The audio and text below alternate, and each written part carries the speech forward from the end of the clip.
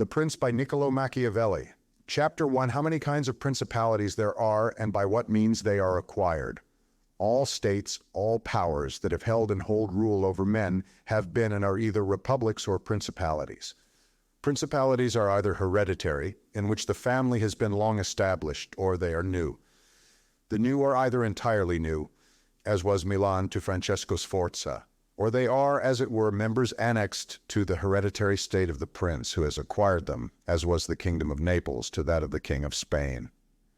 Such dominions thus acquired are either accustomed to live under a prince or to live in freedom, and are acquired either by the arms of the prince himself or of others, or else by fortune or by ability. Chapter 2. Concerning hereditary principalities, I will leave out all discussion on republics, inasmuch as in another place I have written of them at length, and will address myself only to principalities. In doing so, I will keep to the order indicated above and discuss how such principalities are to be ruled and preserved. I say at once there are fewer difficulties in holding hereditary states, and those long accustomed to the family of their prince, than new ones, for it is sufficient only not to transgress the customs of his ancestors, and to deal prudently with circumstances as they arise. For a prince of average powers to maintain himself in his state, unless he be deprived of it by some extraordinary and excessive force. And if he should be so deprived of it, whenever anything sinister happens to the usurper, he will regain it. We have in Italy, for example, the Duke of Ferrara, who could not have withstood the attacks of the Venetians in 84, nor those of Pope Julius in 10, unless he had been long established in his dominions, for the hereditary prince has less cause and less necessity to offend. Hence it happens that he will be more loved, and unless extraordinary vices cause him to be hated, it is reasonable to expect that his subjects will be naturally well disposed towards him. And in the antiquity and duration of his rule, the memories and motives that make for change are lost. For one change always leaves the toothing for another. Chapter 3. Concerning mixed principalities. But the difficulties occur in a new principality, and firstly, if it be not entirely new, but is, as it were, a member of a state which taken collectively may be called composite, the changes arise chiefly from an inherent difficulty which there is in all new principalities. For men change their rulers willingly, hoping to better themselves, and this hope induces them to take up arms against him who rules, wherein they are deceived, because they afterwards find by experience they have gone from bad to worse. This follows also on another natural and common necessity which always causes a new prince to burden those who have submitted to him with his soldiery and with infinite other hardships which he must put upon his new acquisition. In this way, you have enemies in all those whom you have injured in seizing that principality, and you are not able to keep those friends who put you there because of your not being able to satisfy them in the way they expected, and you cannot take strong measures against them, feeling bound to them. For although one may be very strong in armed forces, yet in entering a province one has always need of the goodwill of the natives. For these reasons, Louis XII, King of France, quickly occupied Milan, and as quickly lost it. And to turn him out the first time it only needed Lodovico's own forces, because those who had opened the gates to him, finding themselves deceived in their hopes of future benefit, would not endure the ill treatment of the new prince. It is very true that after acquiring rebellious provinces a second time, they are not so lightly lost afterwards, because the prince, with little reluctance, takes the opportunity of the rebellion to punish the delinquents, to clear out the suspects, and to strengthen himself in the weakest places. Thus, to cause France to lose Milan the first time it was enough for the Duke Lodovico to raise insurrections on the borders. But to cause him to lose it a second time, it was necessary to bring the whole world against him, and that his armies should be defeated and driven out of Italy, which followed from the causes above mentioned. First, Duke Lodovico was Lodovico Moro, a son of Francesco Sforza, who married Beatrice d'Este. He ruled over Milan from 1494 to 1500, and died in 1510. Nevertheless, Milan was taken from France both the first and the second time. The general reasons for the first have been discussed. It remains to name those for the second, and to see what resources he had and what anyone in his situation would have had for maintaining himself more securely in his acquisition than did the King of France. Now I say that those dominions which, when acquired, are added to an ancient state by him who acquires them, are either of the same country and language, or they are not. When they are, it is easier to hold them, especially when they have not been accustomed to self-government. And to hold them securely, it is enough to have destroyed the family of the prince who was ruling them. Because the two peoples, preserving in other things the old conditions, and not being unlike in customs, will live quietly together as one has seen in Brittany, Burgundy, Gascony, and Normandy, which have been bound to France for so long a time, and although there may be some difference in language, nevertheless the customs are alike, and the people will easily be able to get on amongst themselves. He who has annexed them, if he wishes to hold them, has only to bear in mind two considerations: the one, that the family of their former lord is extinguished; the other, that neither their laws nor their taxes are altered, so that in a very short time they will become entirely one body with the old principality. But when states are acquired in a country differing in language, customs, or laws, there are difficulties, and good fortune and great energy are needed to hold them, and one of the greatest and most real helps would be that he who has acquired them should go and reside there. This would make his position more secure and durable, as it has made that of the Turk in Greece, who, notwithstanding all the other measures taken by him for holding that state, if he had not settled there, would not have been able to keep it. Because if one is on the spot, disorders are seen as they spring up, and one can quickly remedy them. But if one is not at hand, they are heard of only when they are great, and then one can no longer remedy them. Besides this, the country is not pillaged by your officials. The subjects are satisfied by prompt recourse to the prince. Thus, wishing to be good, they have more cause to love him, and wishing to be otherwise, to fear him. He who would attack that state from the outside must have the utmost caution. As long as the prince resides there, it can only be wrested from him with the greatest difficulty. The other and better course is to send colonies to one or two places, which may be as keys to that state, for it is necessary either to do this, or else to keep there a great number of cavalry and infantry.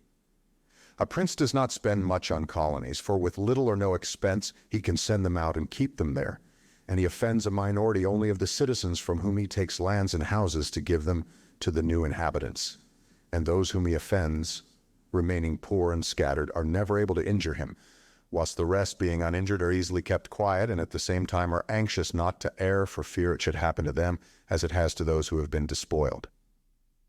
In conclusion, I say that these colonies are not costly, they are more faithful, they injure less, and the injured, as has been said, being poor and scattered, cannot hurt.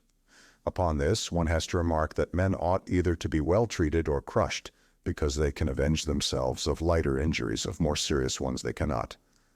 Therefore the injury that is to be done to a man ought to be of such a kind that one does not stand in fear of revenge. But in maintaining armed men, there in place of colonies one spends much more, having to consume on the garrison all the income from the state, so that the acquisition turns into a loss, and many more are exasperated because the whole state is injured. Through the shifting of the garrison up and down, all become acquainted with hardship, and all become hostile. And they are enemies who, whilst beaten on their own ground, are yet able to do hurt.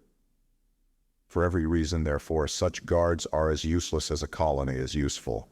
Again, the prince who holds a country differing in the above respects ought to make himself the head and defender of his less powerful neighbors, and to weaken the more powerful amongst them, taking care that no foreigner as powerful as himself shall by any accident get a footing there. For it will always happen that such a one will be introduced by those who are discontented, either through excess of ambition or through fear, as one has seen already. The Romans were brought into Greece by the Aetolians, and in every other country where they obtained a footing, they were brought in by the inhabitants. And the usual course of affairs is that as soon as a powerful foreigner enters a country, all the subject states are drawn to him, moved by the hatred which they feel against the ruling power, so that in respect to those subject states, he is not to take any trouble to gain them over to himself. For the whole of them quickly rally to the state which he has acquired there. He has only to take care that they do not get hold of too much power and too much authority. And then, with his own forces, and with their goodwill, he can easily keep down the more powerful of them, so as to remain entirely master in the country. And he who does not properly manage this business will soon lose what he has acquired, and whilst he does hold it, he will have endless difficulties and troubles. The Romans, in the countries which they annexed, observed closely these measures. They sent colonies and maintained friendly relations with the minor powers. Without increasing their strength, they kept down the greater, and did not allow any strong foreign powers to gain authority. Greece appears to me sufficient for an example. The Achaeans and Aetolians were kept friendly by them. The kingdom of Macedonia was humbled. Antiochus was driven out. Yet the merits of the Achaeans and Aetolians never secured for them permission to increase their power, nor did the persuasions of Philip ever induce the Romans to be his friends without first humbling him. Nor did the influence of Antiochus make them agree that he should retain any lordship over the country. Because the Romans did in these instances what all prudent princes ought to do, who have to regard not only present troubles, but also future ones, for which they must prepare with every energy. Because, when foreseen, it is easy to remedy them. But if you wait until they approach, the medicine is no longer in time because the malady has become incurable. For it happens in this, as the physicians say it happens in hectic fever, that in the beginning of the malady it is easy to cure but difficult to detect, but in the course of time, not having been either detected or treated in the beginning, it becomes easy to detect but difficult to cure. Thus it happens in affairs of state, for when the evils that arise have been foreseen, which it is only given to a wise man to see, they can be quickly redressed. But when, through not having been foreseen, they have been permitted to grow in a way that everyone can see them, there is no longer a remedy. Therefore, the Romans, foreseeing troubles, dealt with them at once, and even to avoid a war, would not let them come to a head, for they knew that war is not to be avoided, but is only to be put off to the advantage of others. Moreover, they wished to fight with Philip and Antiochus in Greece so as not to have to do it in Italy. They could have avoided both, but this they did not wish, nor did that ever please them, which is forever in the mouths of the wise ones of our time. Let us enjoy the benefits of the time, but rather the benefits of their own valor and prudence. For time drives everything before it, and is able to bring with it good as well as evil, and evil as well as good. First is a remark in the introduction on the word entertainer. But let us turn to France and inquire whether she has done any of the things mentioned. I will speak of Louis, and not of Charles. Fourth, as the one whose conduct is the better to be observed, he having held possession of Italy for the longest period. And you will see that he has done the opposite to those things which ought to be done to retain a state composed of diverse elements. 3. Louis XV, King of France, the father of the people, born 1462, died 1515. Charles VIII, King of France, born 1470, died 1498. King Louis was brought into Italy by the ambition of the Venetians, who desired to obtain half the state of Lombardy by his intervention. I will not blame the course taken by the king, because, wishing to get a foothold in Italy, and having no friends there, seeing rather that every door was shut to him owing to the conduct of Charles, he was forced to accept those friendships which he could get, and he would have succeeded very quickly in his design if in other matters he had not made some mistakes.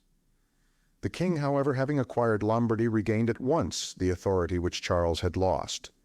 Genoa yielded. The Florentines became his friends.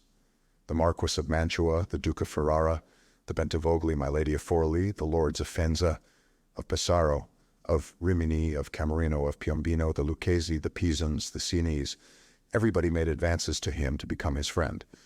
Then could the Venetians realize the rashness of the course taken by them, which, in order that they might secure 2 towns in Lombardy, had made the king master of 2/3 of Italy. Let anyone now consider with what little difficulty the king could have maintained his position in Italy had he observed the rules above laid down and kept all his friends secure and protected. For although they were numerous, they were both weak and timid, some afraid of the church, some of the Venetians, and thus they would always have been forced to stand in with him, and by their means he could easily have made himself secure against those who remained powerful. But he was no sooner in Milan than he did the contrary by assisting Pope Alexander to occupy the Romagna.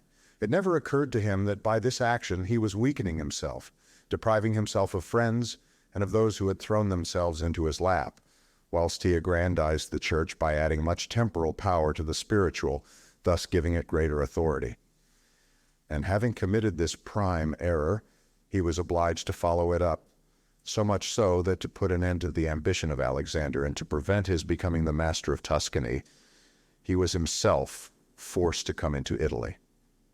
And as if it were not enough to have aggrandized the church and deprived himself of friends, he, wishing to have the kingdom of Naples, divided it with the king of Spain, and where he was the prime arbiter in Italy, he takes an associate, so that the ambitious of that country and the malcontents of his own should have somewhere to shelter. And whereas he could have left in the kingdom his own pensioner as king, he drove him out to put one there who was able to drive him, Louis, out in turn.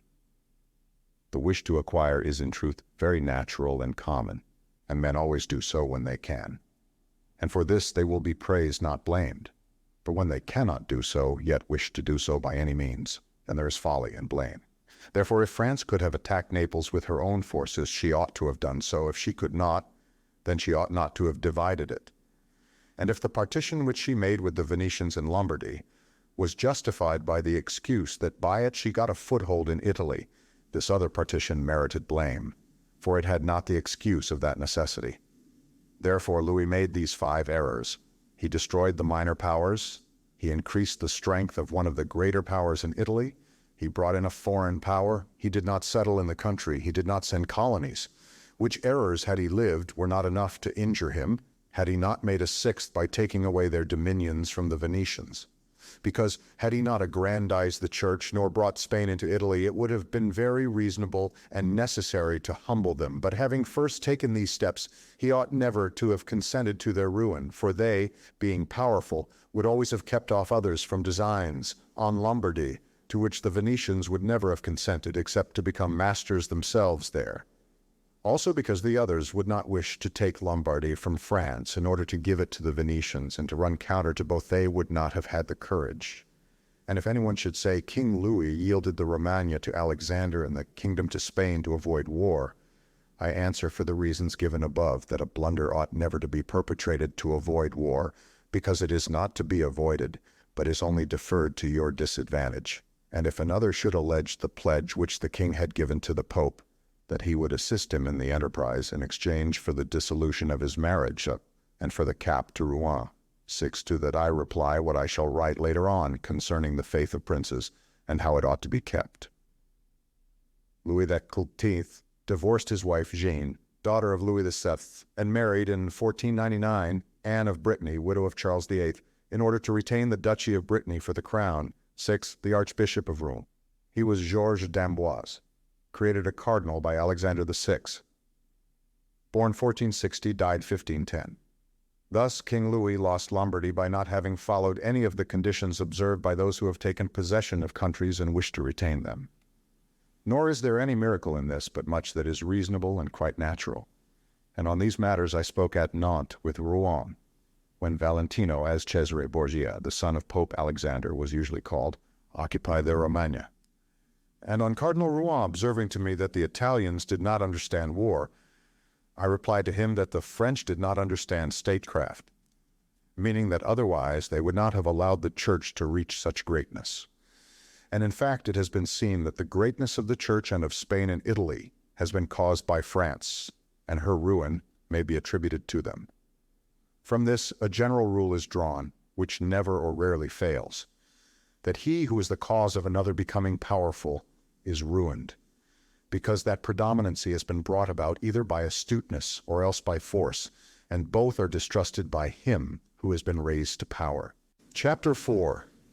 Why the kingdom of Darius, conquered by Alexander, did not rebel against the successors of Alexander at his death. Considering the difficulties which men have had to hold to a newly acquired state, some might wonder how, seeing that Alexander the Great became the master of Asia in a few years and died whilst it was scarcely settled, whence it might appear reasonable that the whole empire would have rebelled. Nevertheless, His successors maintained themselves and had to meet no other difficulty than that which arose among themselves from their own ambitions. Answer that the principalities of which one has record are found to be governed in two different ways, either by a prince with a body of servants who assist him to govern the kingdom as ministers by his favor and permission, or by a prince and barons who hold that dignity by antiquity of blood and not by the grace of the prince. Such barons have states and their own subjects who recognize them as lords and hold them in natural affection. Those states that are governed by a prince and his servants hold their prince in more consideration, because in all the country there is no one who is recognized as superior to him, and if they yield obedience to another, they do it as to a minister and official, and they do not bear him any particular affection. The examples of these two governments in our time are the Turk and the King of France. The entire monarchy of the Turk is governed by one lord, the others are his servants. And dividing his kingdom into sanjaks, he sends there different administrators and shifts and changes them as he chooses. But the King of France is placed in the midst of an ancient body of lords, acknowledged by their own subjects and beloved by them. They have their own prerogatives, nor can the king take these away except at his peril. Therefore, he who considers both of these states will recognize great difficulties in seizing the state of the Turk, but once it is conquered, great ease in holding it. The causes of the difficulties in seizing the kingdom of the Turk are that the usurper cannot be called in by the princes of the kingdom, nor can he hope to be assisted in his designs by the revolt of those whom the Lord has around him. This arises from the reasons given above. For his ministers, being all slaves and bondmen, can only be corrupted with great difficulty, and one can expect little advantage from them when they have been corrupted, as they cannot carry the people with them, for the reasons assigned. Hence, he who attacks the Turk must bear in mind that he will find him united, and he will have to rely more on his own strength than on the revolt of others. But if once the Turk has been conquered, and routed in the field in such a way that he cannot replace his armies, there is nothing to fear but the family of this prince. And this being exterminated, there remains no one to fear, the others having no credit with the people. And as the conqueror did not rely on them before his victory, so he ought not to fear them after it. The contrary happens in kingdoms governed like that of France, because one can easily enter there by gaining over some baron of the kingdom, for one always finds malcontents and such as desire a change. Such men, for the reasons given, can open the way into the state and render the victory easy. But if you wish to hold it afterwards, you meet with infinite difficulties, both from those who have assisted you and from those you have crushed. Nor is it enough for you to have exterminated the family of the prince, because the lords that remain make themselves the heads of fresh movements against you, and as you are unable either to satisfy or exterminate them, that state is lost whenever time brings the opportunity. Now, if you will consider what was the nature of the government of Darius, you will find it similar to the kingdom of the Turk, and therefore it was only necessary for Alexander first to overthrow him in the field, and then to take the country from him, after which victory, Darius being killed, the state remained secure to Alexander for the above reasons. And if his successors had been united, they would have enjoyed it securely and at their ease, for there were no tumults raised in the kingdom except those they provoked themselves. But it is impossible to hold with such tranquility states constituted like that of France. Hence arose those frequent rebellions against the Romans in Spain, France, and Greece, owing to the many principalities there were in these states, of which as long as the memory of them endured, the Romans always held an insecure possession. But with the power and long continuance of the empire, the memory of them passed away, and the Romans then became secure possessors. And when fighting afterwards amongst themselves, each one was able to attach to himself his own parts of the country, according to the authority he had assumed there, and the family of the former lord being exterminated, none other than the Romans were acknowledged. When these things are remembered, no one will marvel at the ease with which Alexander held the empire of Asia, or at the difficulties which others have had to keep an acquisition, such as Pyrrhus and many more. This is not occasioned by the little or abundance of ability in the conqueror, but by the want of uniformity in the subject state. Chapter 5. Concerning the way to govern cities or principalities which lived under their own laws before they were annexed. Whenever those states which have been acquired as stated have been accustomed to live under their own laws and in freedom, there are three courses for those who wish to hold them. The first is to ruin them, the next is to reside there in person, the third is to permit them to live under their own laws, drawing a tribute and establishing within it an oligarchy which will keep it friendly to you. Because such a government, being created by the prince, knows that it cannot stand without his friendship and interest, and does its utmost to support him, and therefore he who would keep a city accustomed to freedom will hold it more easily by the means of its own citizens than in any other way. There are, for example, the Spartans and the Romans. The Spartans held Athens and Thebes, establishing there an oligarchy. Nevertheless, they lost them. The Romans, in order to hold Capua, Carthage, and Numantia, dismantled them and did not lose them. They wished to hold Greece as the Spartans held it, making it free and permitting its laws, and did not succeed. So to hold it, they were compelled to dismantle many cities in the country, for in truth there is no safe way to retain them otherwise than by ruining them. And he who becomes master of a city accustomed to freedom and does not destroy it, may expect to be destroyed by it, for in rebellion it has always the watchword of liberty, and its ancient privileges as a rallying point, which neither time nor benefits will ever cause it to forget.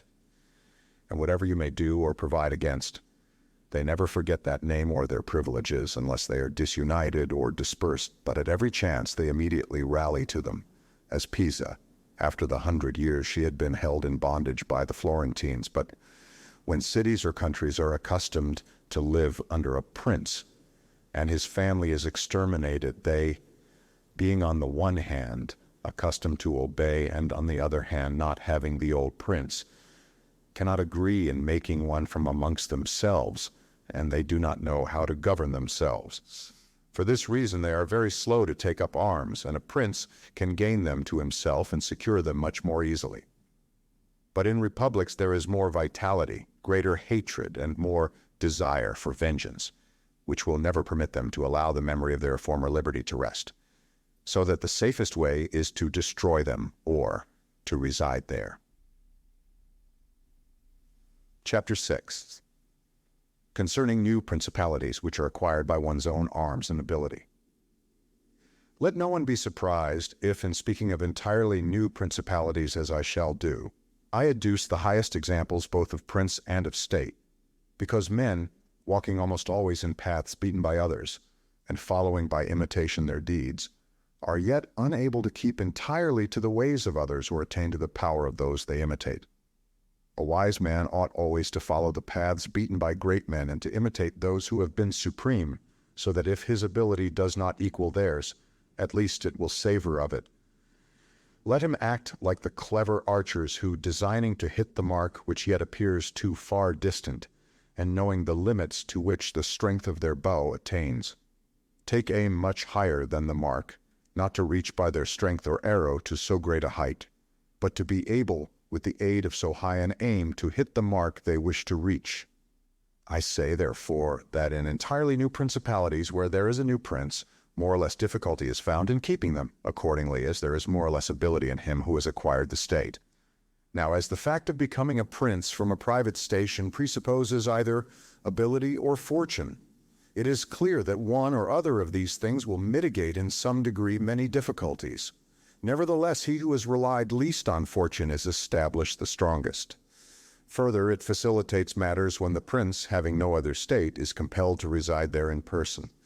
But to come to those who by their own ability and not through fortune have risen to be princes, I say that Moses, Cyrus, Romulus, Theseus, and such like are the most excellent examples.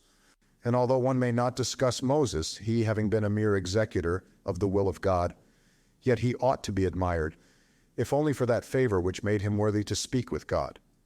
But in considering Cyrus and others who have acquired or founded kingdoms, all will be found admirable, and if their particular deeds and conduct shall be considered, they will not be found inferior to those of Moses, although he had so great a preceptor.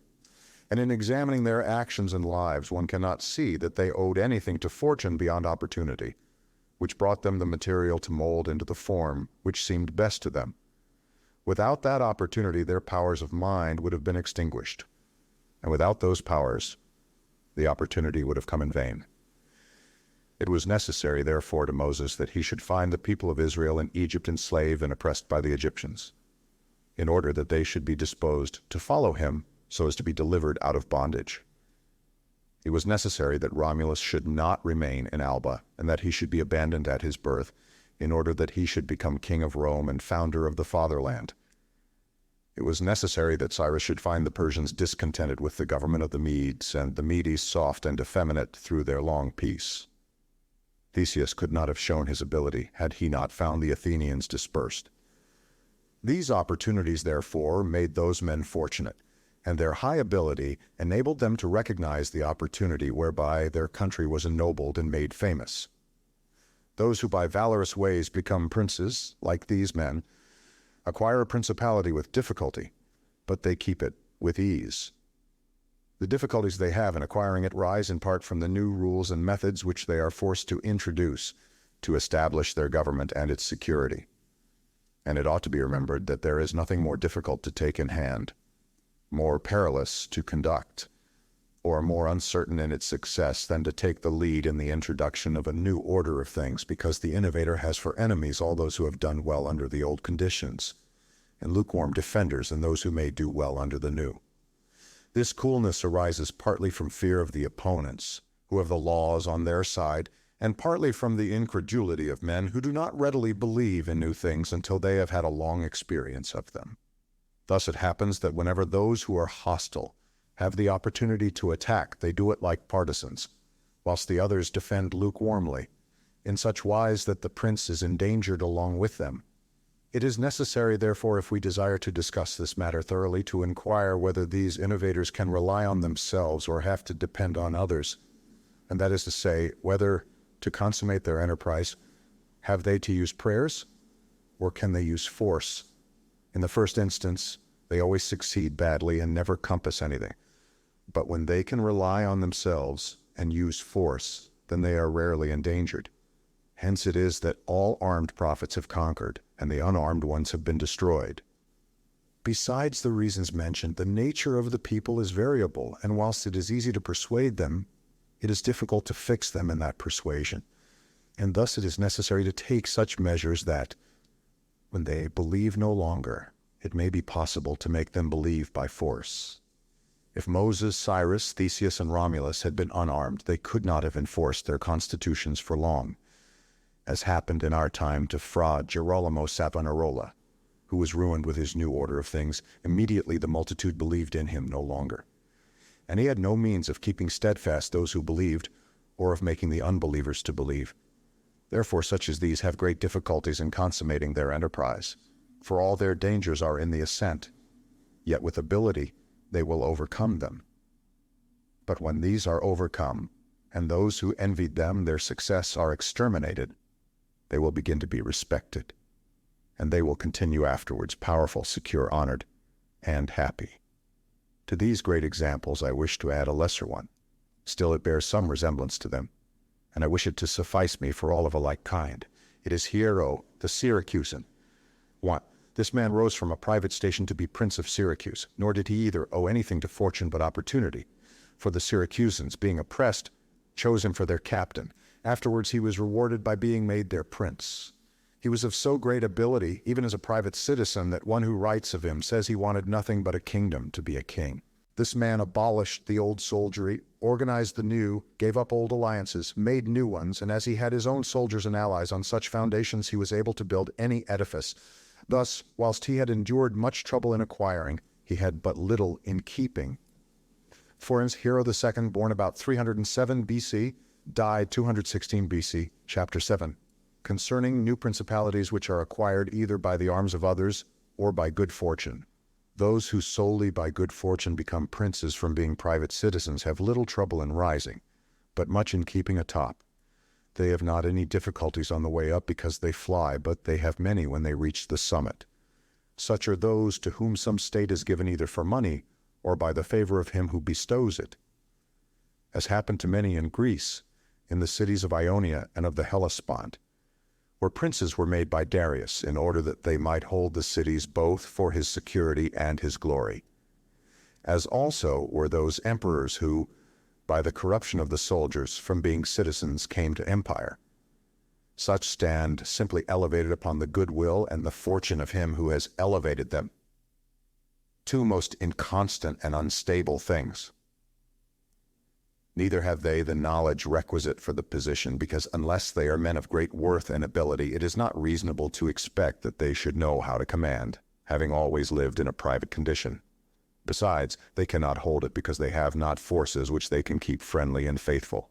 States that rise unexpectedly, then, like all other things in nature which are born and grow rapidly, cannot leave their foundations and correspondencies fixed in such a way that the first storm will not overthrow them, unless, as is said, those who unexpectedly become princes are men of so much ability that they know they have to be prepared at once to hold that which fortune has thrown into their laps, and that those foundations, which others have laid before they became princes, they must lay afterwards, or le radici e correspondenze, their roots, that is foundations, and correspondencies or relations with other states, a common meaning of correspondence and correspondency in the 16th and 17th centuries.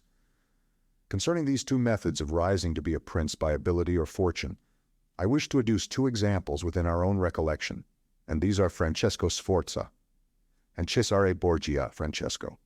By proper means, and with great ability, from being a private person, rose to be Duke of Milan, and that which he had acquired with 1,000 anxieties, he kept with little trouble. On the other hand, Cesare Borgia, called by the people Duke Valentino, acquired his state during the ascendancy of his father, and on its decline he lost it, notwithstanding that he had taken every measure and done all that ought to be done by a wise and able man to fix firmly his roots in the states which the arms and fortunes of others had bestowed on him.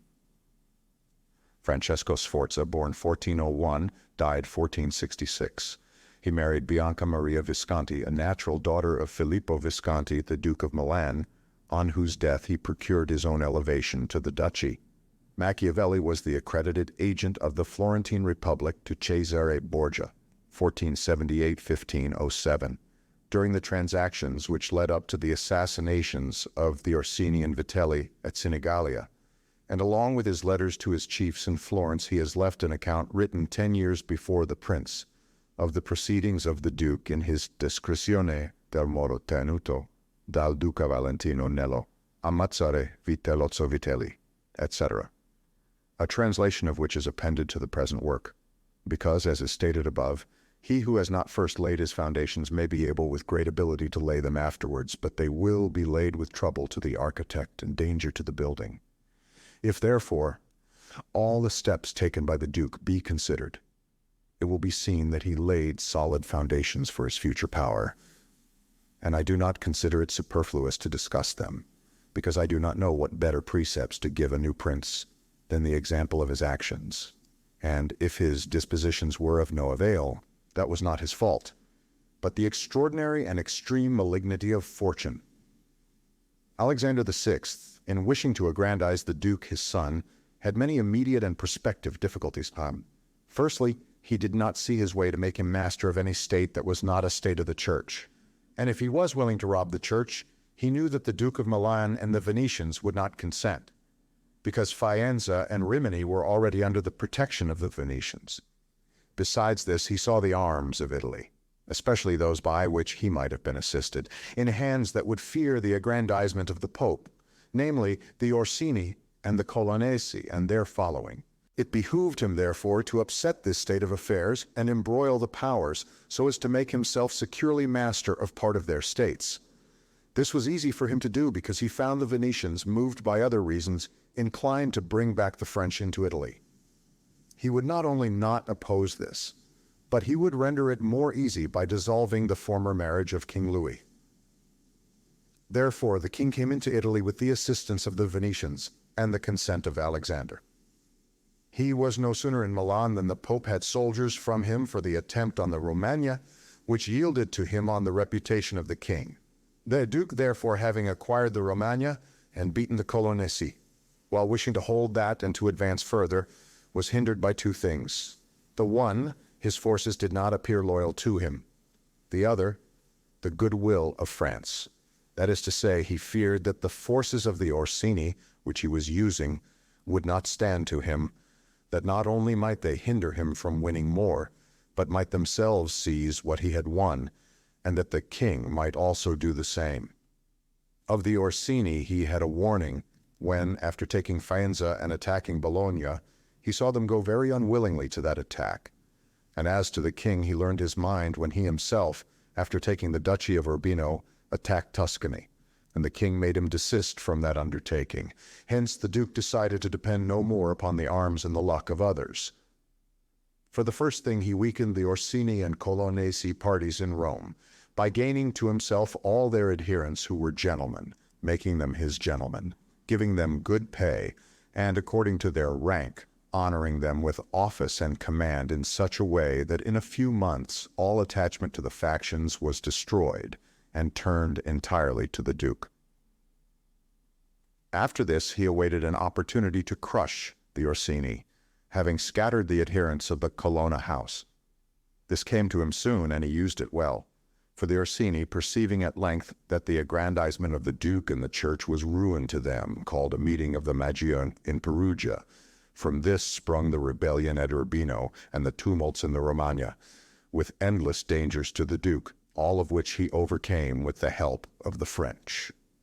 Having restored his authority, not to leave it at risk by trusting either to the French or other outside forces, he had recourse to his wiles. And he knew so well how to conceal his mind that, by the mediation of Signor Pagolo, whom the Duke did not fail to secure with all kinds of attention, giving him money, apparel, and horses, the Orsini were reconciled, so that their simplicity brought them into his power at Sinigalia. 3.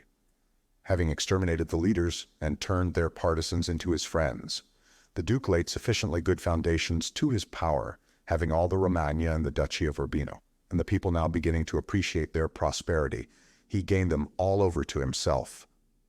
And as this point is worthy of notice and to be imitated by others, I am not willing to leave it out. 3. Sinigalia, the 31st of December, 1502, when the Duke occupied the Romagna, he found it under the rule of weak masters, who rather plundered their subjects than ruled them, and gave them more cause for disunion than for union, so that the country was full of robbery, quarrels, and every kind of violence. And so, wishing to bring back peace and obedience to authority, he considered it necessary to give it a good governor. Thereupon he promoted Messer Ramiro d'Orco, full a swift and cruel man, to whom he gave the fullest power. This man in a short time restored peace and unity with the greatest success. Afterwards, the Duke considered that it was not advisable to confer such excessive authority, for he had no doubt but that he would become odious. So he set up a court of judgment in the country under a most excellent president, wherein all cities had their advocates. And because he knew that the past severity had caused some hatred against himself, so, to clear himself in the minds of the people and gain them entirely to himself, he desired to show that if any cruelty had been practiced, it had not originated with him, but in the natural sternness of the minister. Under this pretense, he took Ramiro, and one morning caused him to be executed, and left on the piazza at Cesena with the block and a bloody knife at his side. The barbarity of this spectacle caused the people to be at once satisfied and dismayed. Ramiro d'Orco. Ramiro de l'Orcois. But let us return whence we started. I say that the Duke, finding himself now sufficiently powerful and partly secured from immediate dangers by having armed himself in his own way, and having in a great measure crushed those forces in his vicinity that could injure him if he wished to proceed with his conquest, had next to consider France, for he knew that the king, who too late was aware of his mistake, would not support him. And from this time he began to seek new alliances and to temporize with France in the expedition which she was making towards the kingdom of Naples against the Spaniards who were besieging Gaeta. It was his intention to secure himself against them, and this he would have quickly accomplished had Alexander lived. Such was his line of action as to present affairs. But as to the future, he had to fear, in the first place, that a new successor to the Church might not be friendly to him and might seek to take from him that which Alexander had given him. So he decided to act in 4 ways. Firstly, by exterminating the families of those lords whom he had despoiled, so as to take away that pretext from the Pope. Secondly, by winning to himself all the gentlemen of Rome, so as to be able to curb the Pope with their aid, as has been observed. Thirdly, by converting the college more to himself. Fourthly, by acquiring so much power before the Pope should die that he could by his own measures resist the first shock. Of these 4 things, at the death of Alexander, he had accomplished 3. For he had killed as many of the dispossessed lords as he could lay hands on, and few had escaped. He had won over the Roman gentlemen, and he had the most numerous party in the college. And as to any fresh acquisition, he intended to become master of Tuscany, for he already possessed Perugia and Piombino, and Pisa was under his protection. And as he had no longer to study France, for the French were already driven out of the kingdom of Naples by the Spaniards, and in this way both were compelled to buy his goodwill, he pounced down upon Pisa. After this, Lucca and Siena yielded at once, partly through hatred and partly through fear of the Florentines.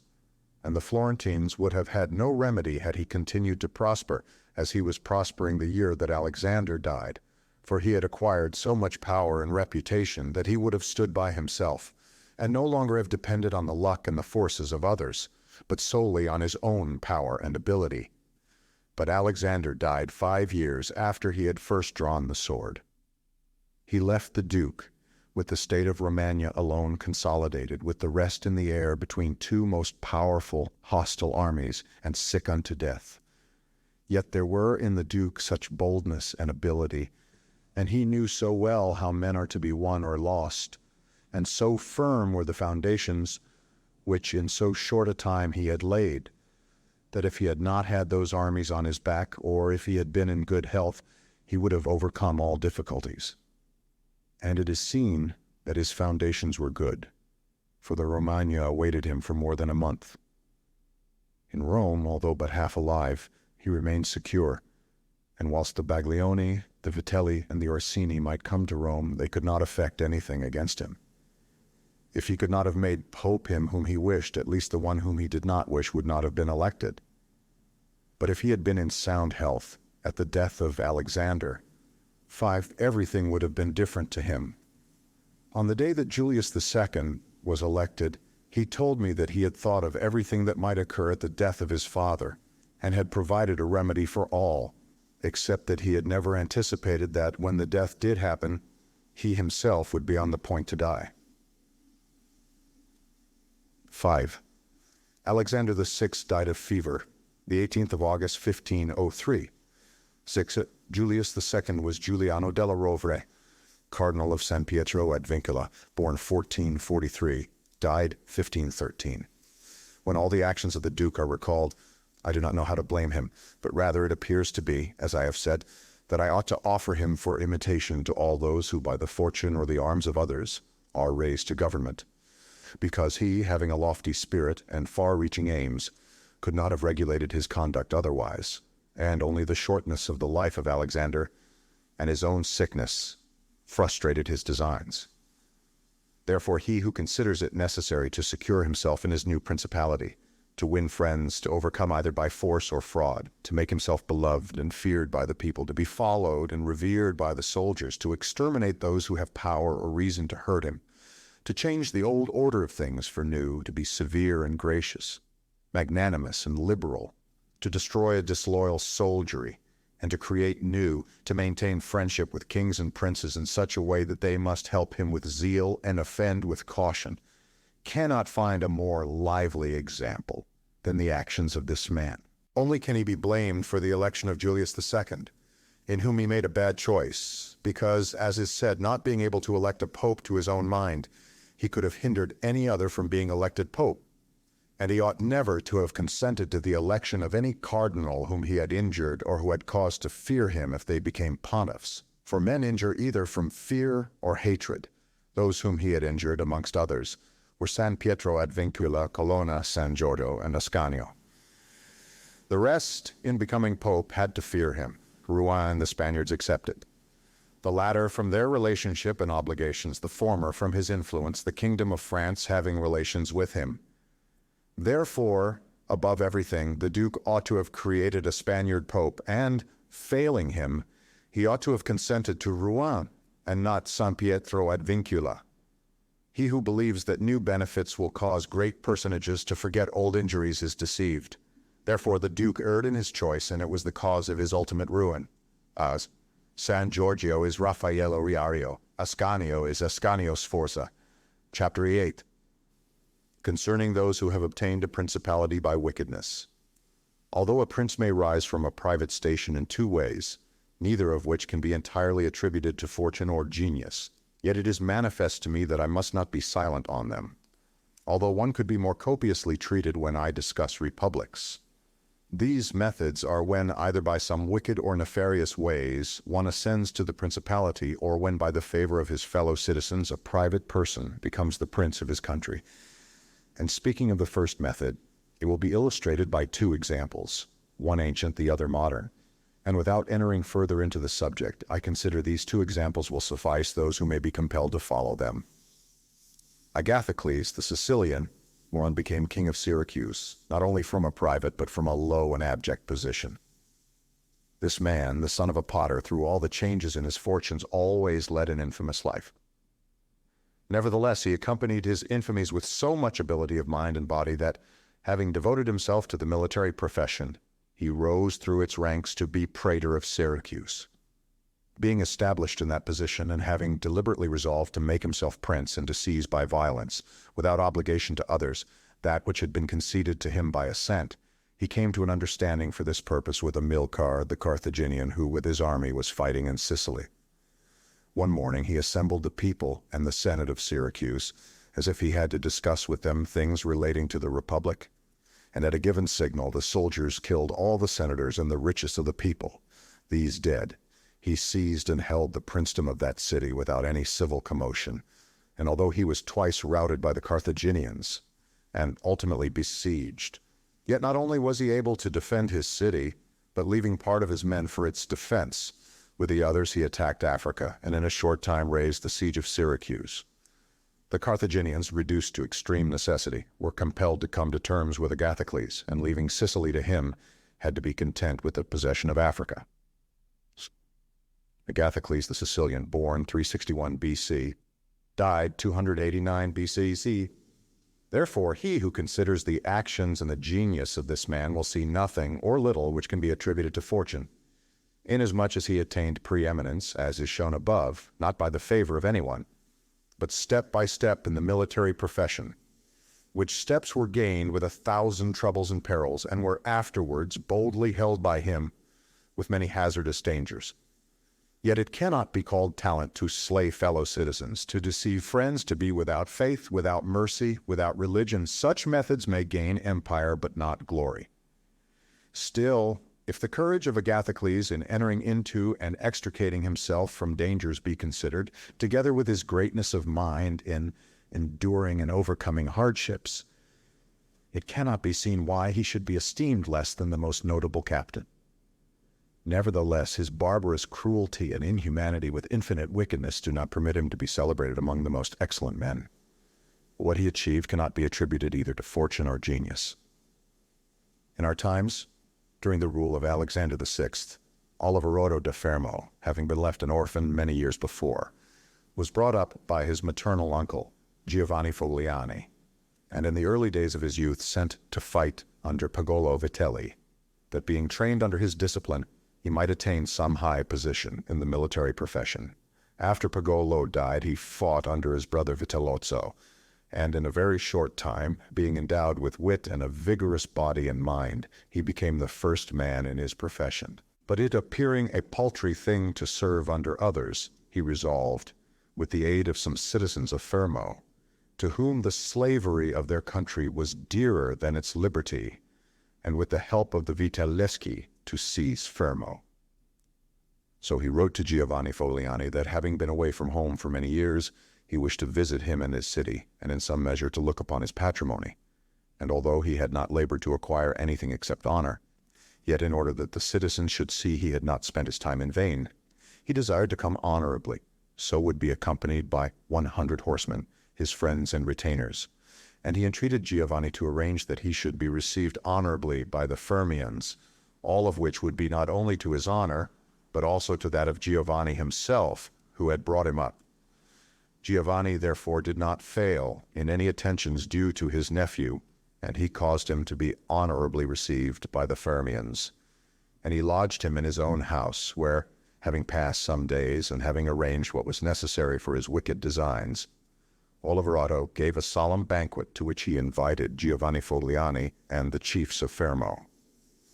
When the viands and all the other entertainments that are usual in such banquets were finished, Oliverato artfully began certain grave discourses, speaking of the greatness of Pope Alexander and his son Cesare, and of their enterprises, to which discourse Giovanni and others answered.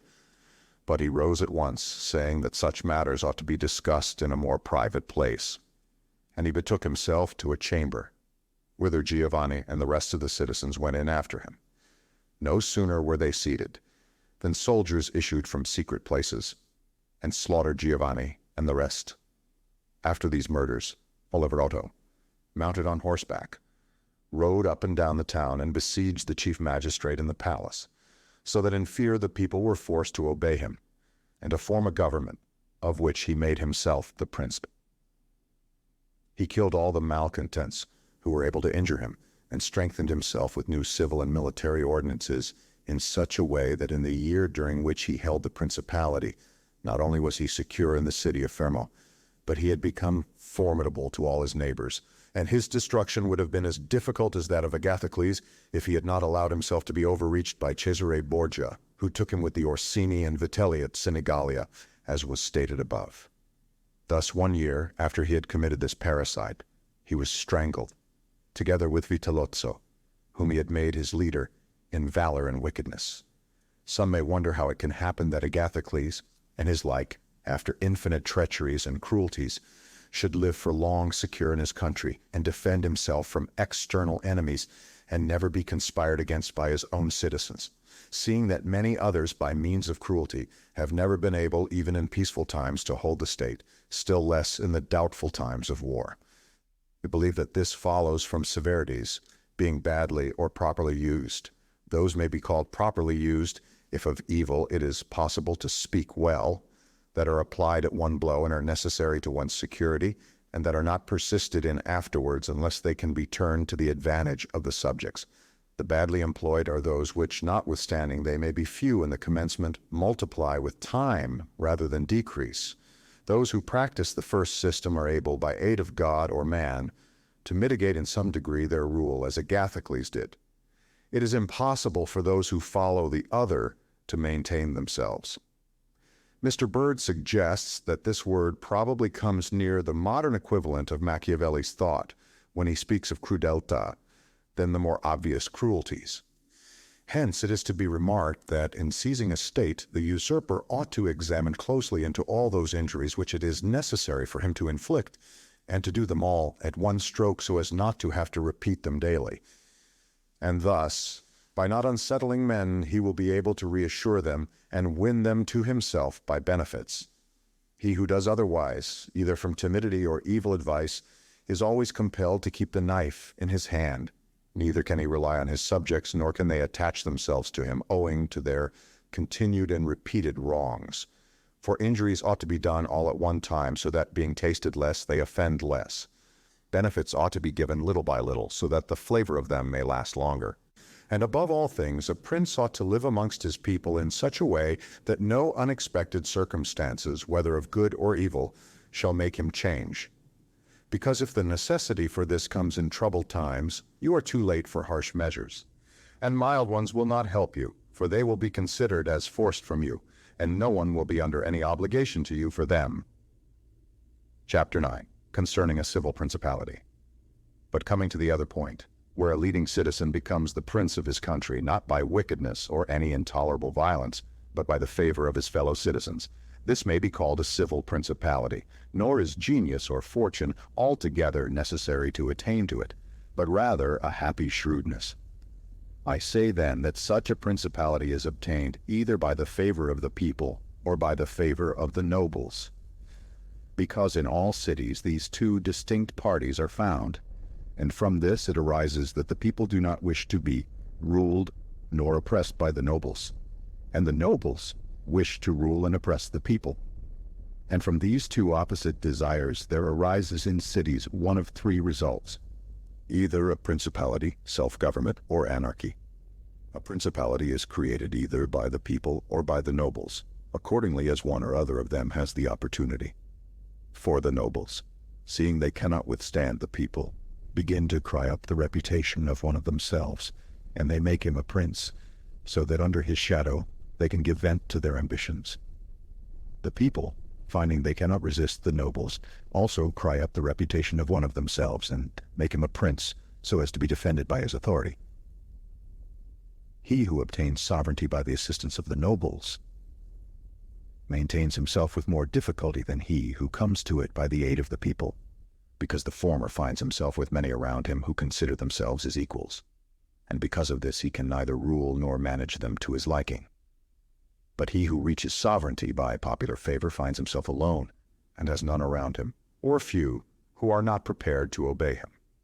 Besides this, one cannot by fair dealing, and without injury to others, satisfy the nobles. But you can satisfy the people, for their object is more righteous than that of the nobles, the latter wishing to oppress, while the former only desire not to be oppressed. It is to be added also that a prince can never secure himself against a hostile people, because of there being too many, whilst from the nobles he can secure himself, as they are few in number. The worst that a prince may expect from a hostile people is to be abandoned by them, but from hostile nobles he has not only to fear abandonment, but also that they will rise against him, for they, being in these affairs more far-seeing and astute, always come forward in time to save themselves and to obtain favors from him whom they expect to prevail. Further, the prince is compelled to live always with the same people, but he can do well without the same nobles, being able to make and unmake them daily, and to give or take away authority when it pleases him. Therefore, to make this point clearer, I say that the nobles ought to be looked at mainly in two ways. That is to say, they either shape their course in such a way as binds them entirely to your fortune, or they do not. Those who so bind themselves, and are not rapacious, ought to be honored and loved. Those who do not bind themselves may be dealt with in two ways. They may fail to do this through pusillanimity and a natural want of courage, in which case you ought to make use of them, especially of those who are of good counsel. And thus, whilst in prosperity, you honor them. In adversity, you do not have to fear them, but when for their own ambitious ends they shun binding themselves, it is a token that they are giving more thought to themselves than to you. And a prince ought to guard against such, and to fear them as if they were open enemies, because in adversity they always help to ruin him. Therefore, one who becomes a prince through the favor of the people ought to keep them friendly. And this he can easily do, seeing they only ask not to be oppressed by him. But one who, in opposition to the people, becomes a prince by the favor of the nobles, ought above everything to seek to win the people over to himself, and this he may easily do if he takes them under his protection. Because men, when they receive good from him of whom they were expecting evil, are bound more closely to their benefactor. Thus, the people quickly become more devoted to him than if he had been raised to the principality by their favors.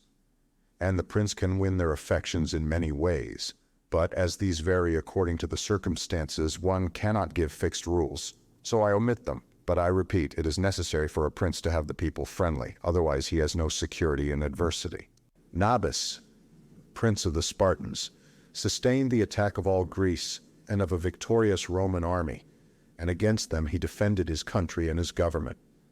And for the overcoming of this peril, it was only necessary for him to make himself secure against a few. But this would not have been sufficient had the people been hostile. And do not let anyone impugn this statement with the trite proverb that he who builds on the people builds on the mud.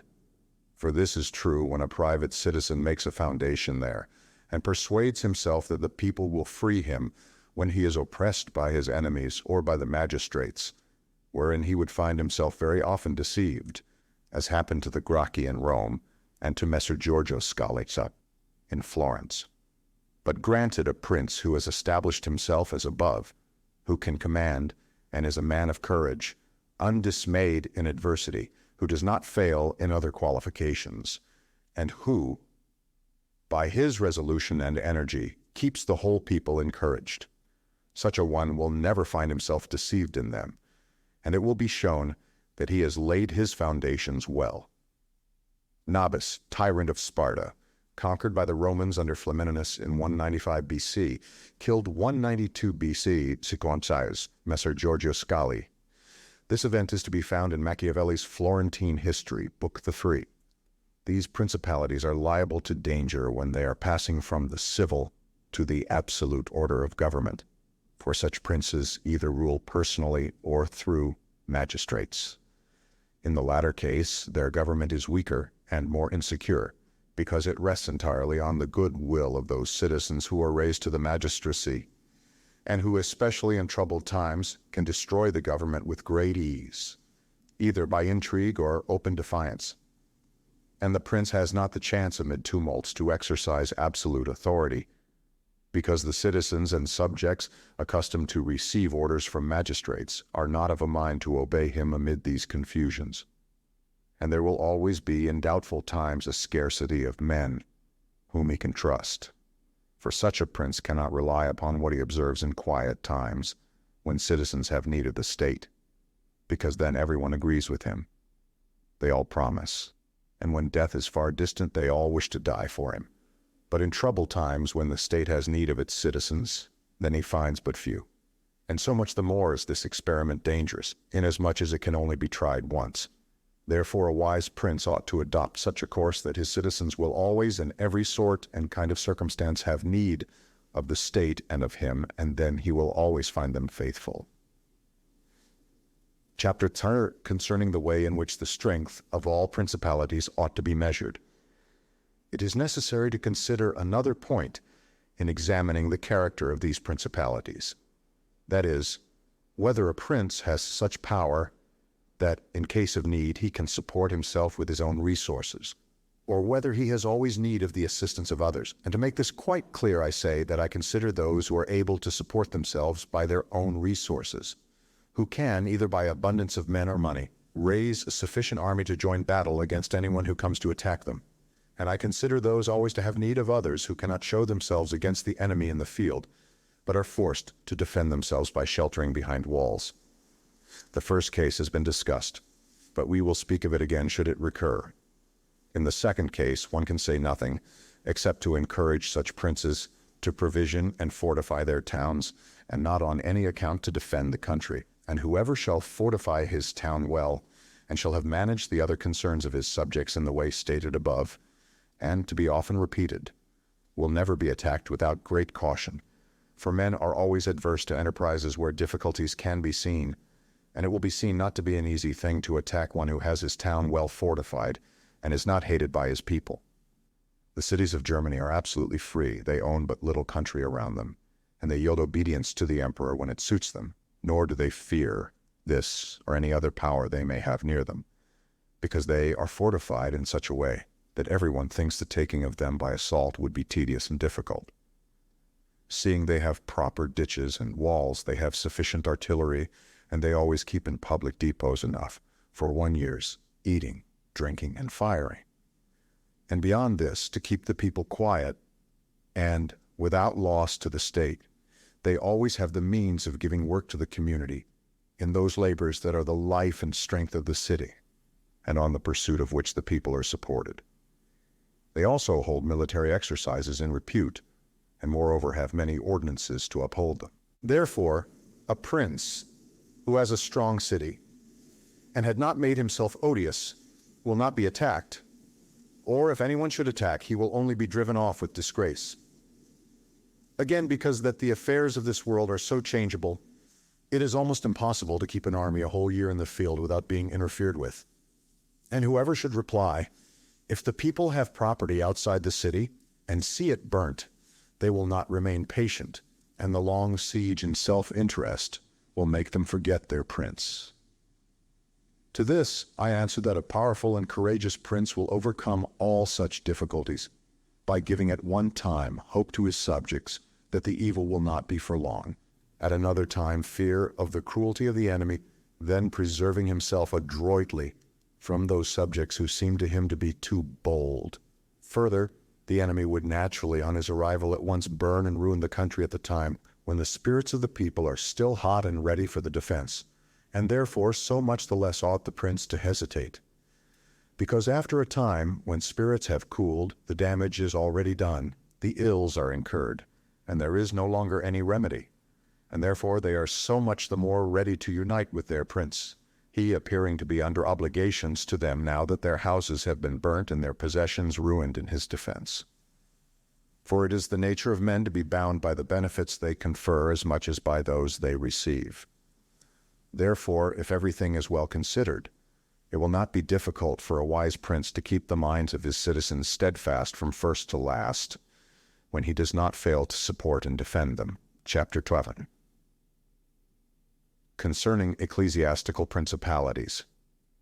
It only remains now to speak of ecclesiastical principalities, touching which all difficulties are prior to getting possession, because they are acquired either by capacity or good fortune, and they can be held without either, for they are sustained by the ancient ordinances of religion, which are so all-powerful and of such a character that the principalities may be held, no matter how their princes behave and live.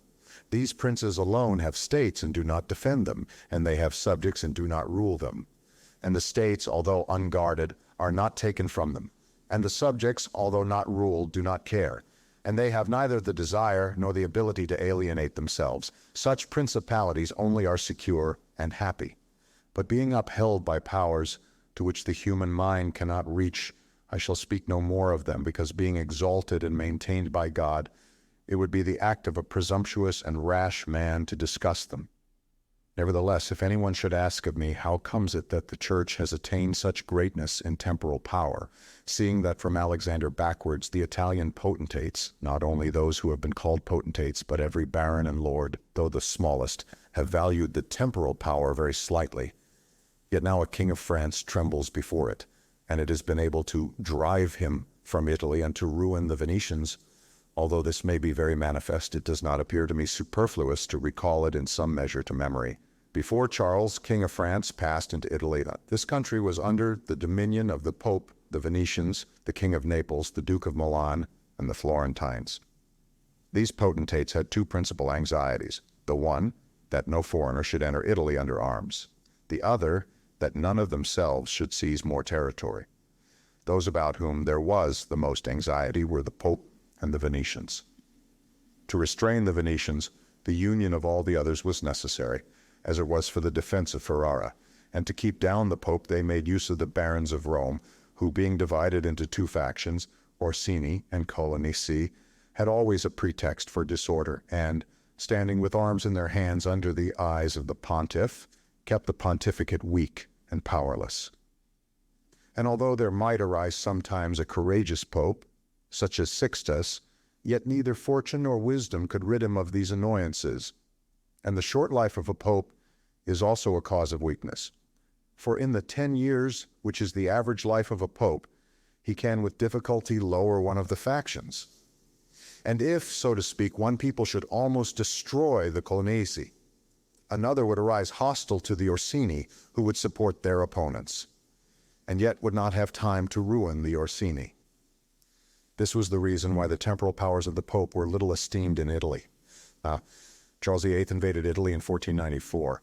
Alexander VI arose afterwards, who of all the pontiffs that have ever been showed how a pope, with both money and arms, was able to prevail. And through the instrumentality of the Duke Valentino, and by reason of the entry of the French, he brought about all those things which I have discussed above in the actions of the Duke.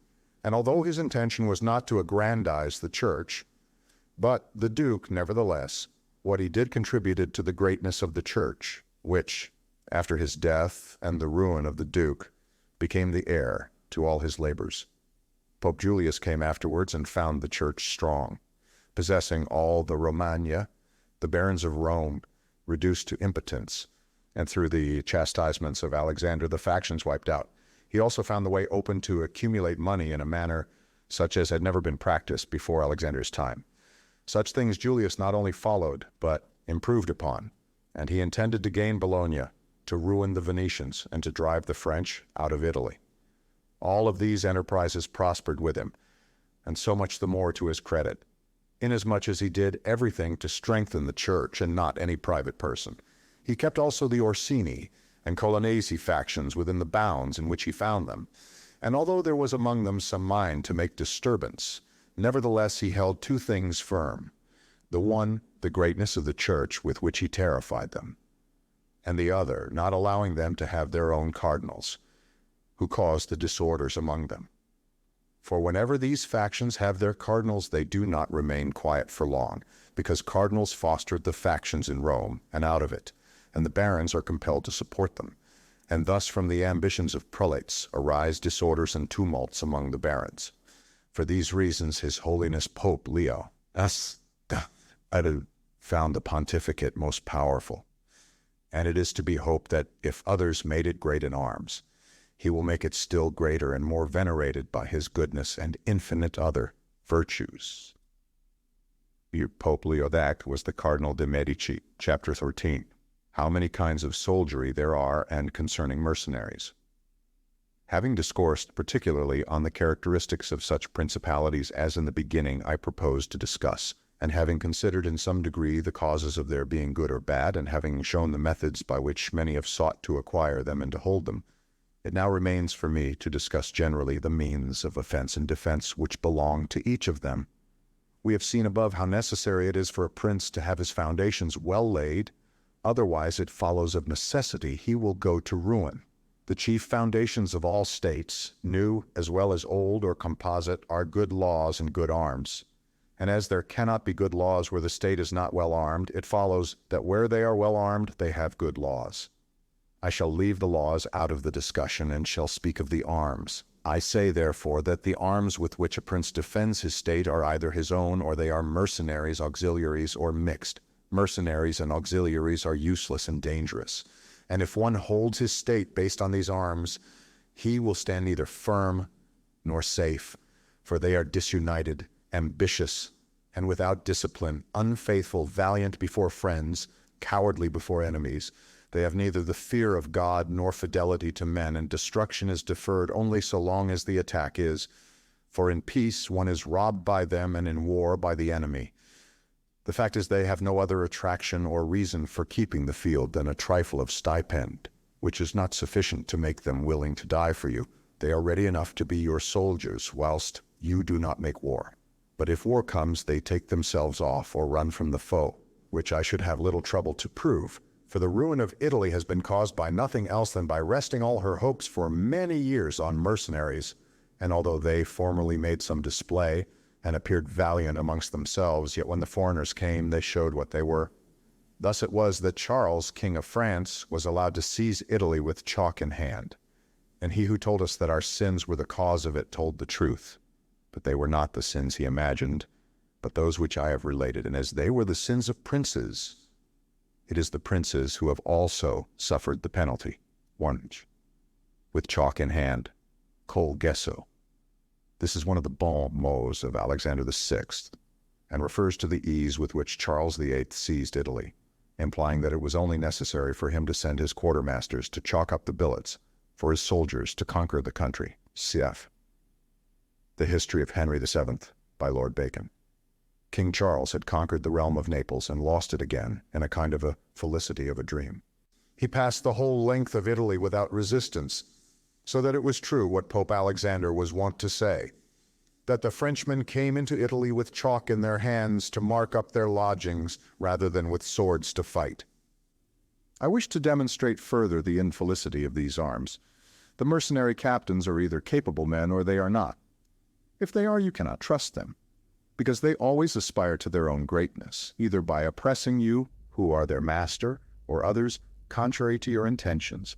But if the captain is not skillful, you are ruined in the usual way. And if it be urged that whoever is armed will act in the same way, whether mercenary or not, I reply that when arms have to be resorted to, either by a prince or a republic, then the prince ought to go in person and perform the duty of a captain. The Republic has to send its citizens, and when one is sent who does not turn out satisfactorily, it ought to recall him, and when one is worthy, to hold him by the laws so that he does not leave the command. And experience has shown princes and republics, single-handed, making the greatest progress, and mercenaries doing nothing except damage. And it is more difficult to bring a republic armed with its own arms under the sway of one of its citizens than it is to bring one armed with foreign arms. Rome and Sparta stood for many ages armed and free. The Switzers are completely armed and quite free. Of ancient mercenaries, for example, there are the Carthaginians, who were oppressed by their mercenary soldiers after the first war with the Romans, although the Carthaginians had their own citizens for captains. After the death of Epaminondas, Philip of Macedon was made captain of their soldiers by the Thebans, and after victory he took away their liberty. Duke Filippo being dead, the Milanese enlisted Francesco Sforza against the Venetians, and he, having overcome the enemy at Caravaggio, allied himself with them to crush the Milanese, his masters. His father, Sforza, having been engaged by Queen Johanna Thoricus of Naples, left her unprotected, so that she was forced to throw herself into the arms of the King of Aragon in order to save her kingdom. And if the Venetians and Florentines formerly extended their dominions by these arms, and yet their captains did not make themselves princes but have defended them, I reply that the Florentines in this case have been favored by chance, for of the able captains of whom they might have stood in fear, some have not conquered, some have been opposed, and others have turned their ambitions elsewhere. One who did not conquer was Giovanni Acuto, and since he did not conquer, his fidelity cannot be proved. But everyone will acknowledge that had he conquered, the Florentines would have stood at his discretion. Sforza had the Bracceschi always against him, so they watched each other. Francesco turned his ambition to Lombardy, Braccio against the Church and the Kingdom of Naples. But let us come to that which happened a short while ago. The Florentines appointed as their captain Pagolo Vitelli, a most prudent man who from a private position had risen to the greatest renown. If this man had taken Pisa, nobody can deny that it would have been proper for the Florentines to keep in with him, for if he became the soldier of their enemies, they had no means of resisting, and if they held to him, they must obey him. The Venetians, if their achievements are considered, will be seen to have acted safely and gloriously so long as they sent to war their own men, when with armed gentlemen and plebeians they did valiantly. This was before they turned to enterprises on land, but when they began to fight on land, they forsook this virtue and followed the custom of Italy. And in the beginning of their expansion on land, through not having much territory and because of their great reputation, they had not much to fear from their captains.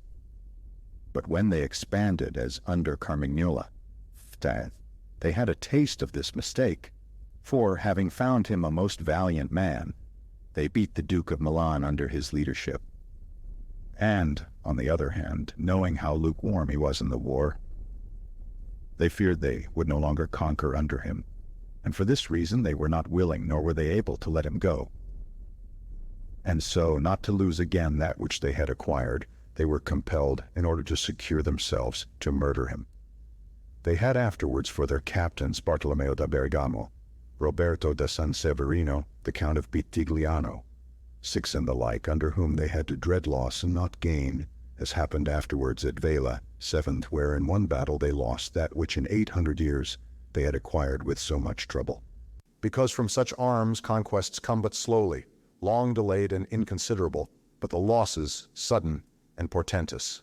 2. Battle of Caravaggio, the 15th of September, 1448. Treatise Johanna II of Naples, the widow of Ladislao, King of Naples. 4th, Giovanni Acuto, an English knight whose name was Sir John Hawkwood. He fought in the English wars in France and was knighted by Edward III. Afterwards, he collected a body of troops and went into Italy. These became the famous White Company. He took part in many wars and died in Florence in 1394. He was born about 1320 at Sible Hedingham, a village in Essex. He married Domnia, a daughter of Bernabo Visconti. 5. Carmignola, Francesco Busoni, born at Carmignola about 1390, executed at Venice, the 5th of May, 1432. San Bartolomeo Colleoni of Bergamo, died 1457, Roberto of San Severino, died fighting for Venice against Sigismund, Duke of Austria in 1487, Primo Capitano in Italia, Machiavelli, Count of Pitigliano, Niccolo Orsini, born 1442, died 1510, Seventh Battle of Vaila in 1509. And as with these examples, I have reached Italy, which has been ruled for many years by mercenaries. I wish to discuss them more seriously in order that, having seen their rise and progress, one may be better prepared to counteract them. You must understand that the empire has recently come to be repudiated in Italy, that the Pope has acquired more temporal power, and that Italy has been divided up into more states, for the reason that many of the great cities took up arms against their nobles, who, formerly favored by the emperor, were oppressing them, whilst the church was favoring them so as to gain authority and temporal power. In many others, their citizens became princes. From this it came to pass that Italy fell partly into the hands of the church and of republics, and the church consisting of priests and the republic of citizens unaccustomed to arms. Both commenced to enlist foreigners. The first who gave renown to this soldiery was Alberigo da Conio, Eighth, the Romagnan. From the school of this man sprang, among others, Braccio and Sforza, who in their time were the arbiters of Italy. After these came all the other captains, who till now have directed the arms of Italy. And the end of all their valor has been that she has been overrun by Charles, robbed by Louis, ravaged by Ferdinand, and insulted by the Switzers. The principle that has guided them has been first to lower the credit of infantry so that they might increase their own. They did this because, subsisting on their pay and without territory, they were unable to support many soldiers, and a few infantry did not give them any authority. So they were led to employ cavalry, with a moderate force of which they were maintained and honored. And affairs were brought to such a pass that, in an army of 20,000 soldiers, there were not to be found 2,000 foot soldiers. They had besides this used every art to lessen fatigue and danger to themselves and their soldiers, not killing in the fray, but taking prisoners and liberating without ransom. They did not attack towns at night, nor did the garrisons of the towns attack encampments at night. They did not surround the camp either with stockade or ditch, nor did they campaign in the winter. All these things were permitted by their military rules, and devised by them to avoid, as I have said, both fatigue and dangers. Thus they have brought Italy to slavery and contempt. Eighth, Alberigo da Conio, Alberico da Barbiano, Count of Cuneo in Romagna. He was the leader of the famous Company of St. George, composed entirely of Italian soldiers. He died in 1409, chapter 13, concerning auxiliaries, mixed soldiery, and one's own auxiliaries, which are the other useless arm, are employed when a prince is called in with his forces to aid and defend, as was done by Pope Julius in the most recent times. For he, having in the enterprise against Ferrara had poor proof of his mercenaries, turned to auxiliaries and stipulated with Ferdinand, King of Spain, for his assistance with men and arms. These arms may be useful and good in themselves, but for him who calls them in, they are always disadvantageous. For losing, one is undone, and winning, one is their captive. Ferdinand V, F. II of Aragon and Sicily, F3 of Naples, surnamed the Catholic, born 1452, died 1516.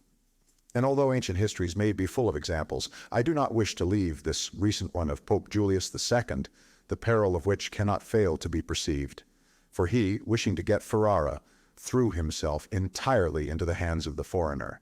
But his good fortune brought about a third event, so that he did not reap the fruit of his rash choice, because, having his auxiliaries routed at Ravenna, and the Switzers having risen and driven out the conquerors against all expectation, both his and others, it so came to pass that he did not become prisoner to his enemies, they having fled, nor to his auxiliaries, he having conquered by other arms than theirs. The Florentines, being entirely without arms, sent 10,000 Frenchmen to take Pisa, whereby they ran more danger than at any other time of their troubles.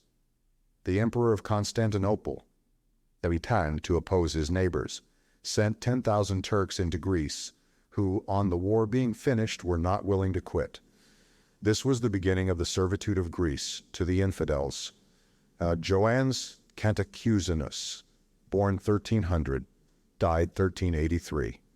Therefore let him who has no desire to conquer make use of these arms, for they are much more hazardous than mercenaries, because with them the ruin is ready-made. They are all united, all yield obedience to others. But with mercenaries, when they have conquered, more time and better opportunities are needed to injure you. They are not all of one community. They are found and paid by you, and a third party, which you have made their head, is not able all at once to assume enough authority to injure you. In conclusion, in mercenaries, dastardly is most dangerous. In auxiliaries, valor. The wise prince, therefore, has always avoided these arms and turned to his own, and has been willing rather to lose with them than to conquer with the others, not deeming that a real victory which is gained with the arms of others. I shall never hesitate to cite Cesare Borgia and his actions. This duke entered the Romagna with auxiliaries, taking there only French soldiers, and with them he captured Imola and Forlì. But afterwards, such forces not appearing to him reliable, he turned to mercenaries, discerning less danger in them, and enlisted the Orsini and Vitelli, whom presently, on handling and finding them doubtful, unfaithful, and dangerous, he destroyed and turned to his own men. And the difference between one and the other of these forces can easily be seen when one considers the difference there was in the reputation of the Duke, when he had the French, when he had the Orsini and Vitelli, and when he relied on his own soldiers on whose fidelity he could always count and found it ever increasing. He was never esteemed more highly than when everyone saw that he was complete master of his own forces. I was not intending to go beyond Italian and recent examples, but I'm unwilling to leave out Hiero the Syracusan, he being one of those I have named above. This man, as I have said, made head of the army by the Syracusans, soon found out that a mercenary soldiery, constituted like our Italian condottieri, was of no use, and it appearing to him that he could neither keep them nor let them go, he had them all cut to pieces, and afterwards made war with his own forces and not with aliens. I wish also to recall to memory an instance from the Old Testament applicable to this subject. David offered himself to Saul to fight with Goliath, the Philistine champion, and to give him courage, Saul armed him with his own weapons, which David rejected as soon as he had them on his back, saying he could make no use of them, and that he wished to meet the enemy with his sling and his knife. In conclusion, the arms of others either fall from your back, or they weigh you down, or they bind you fast. Charles VII. Third, the father of King Louis XI. Fourth, having by good fortune and valor liberated France from the English, recognized the necessity of being armed with forces of his own, and he established in his kingdom ordinances concerning men at arms and infantry. Afterwards his son, King Louis, abolished the infantry and began to enlist the Switzers, which mistake, followed by others, is, as is now seen, a source of peril to that kingdom, because having raised the reputation of the Switzers, he has entirely diminished the value of his own arms, for he has destroyed the infantry altogether. And his men at arms he has subordinated to others, for being as they are so accustomed to fight along with Switzers, it does not appear that they can now conquer without them. Hence it arises that the French cannot stand against the Switzers, and without the Switzers they do not come off well against others. The armies of the French have thus become mixed, partly mercenary and partly national, both of which arms together are much better than mercenaries alone or auxiliaries alone, but much inferior to one's own forces.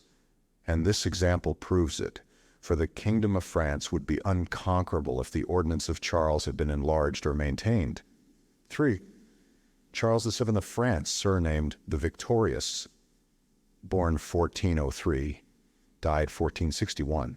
Fourth, Louis V, son of the above, born 1423, died 1483. But the scanty wisdom of man, on entering into an affair which looks well at first, cannot discern the poison that is hidden in it, as I have said above of hectic fevers. Therefore, if he who rules a principality cannot recognize evils until they are upon him, he is not truly wise, and this insight is given to few.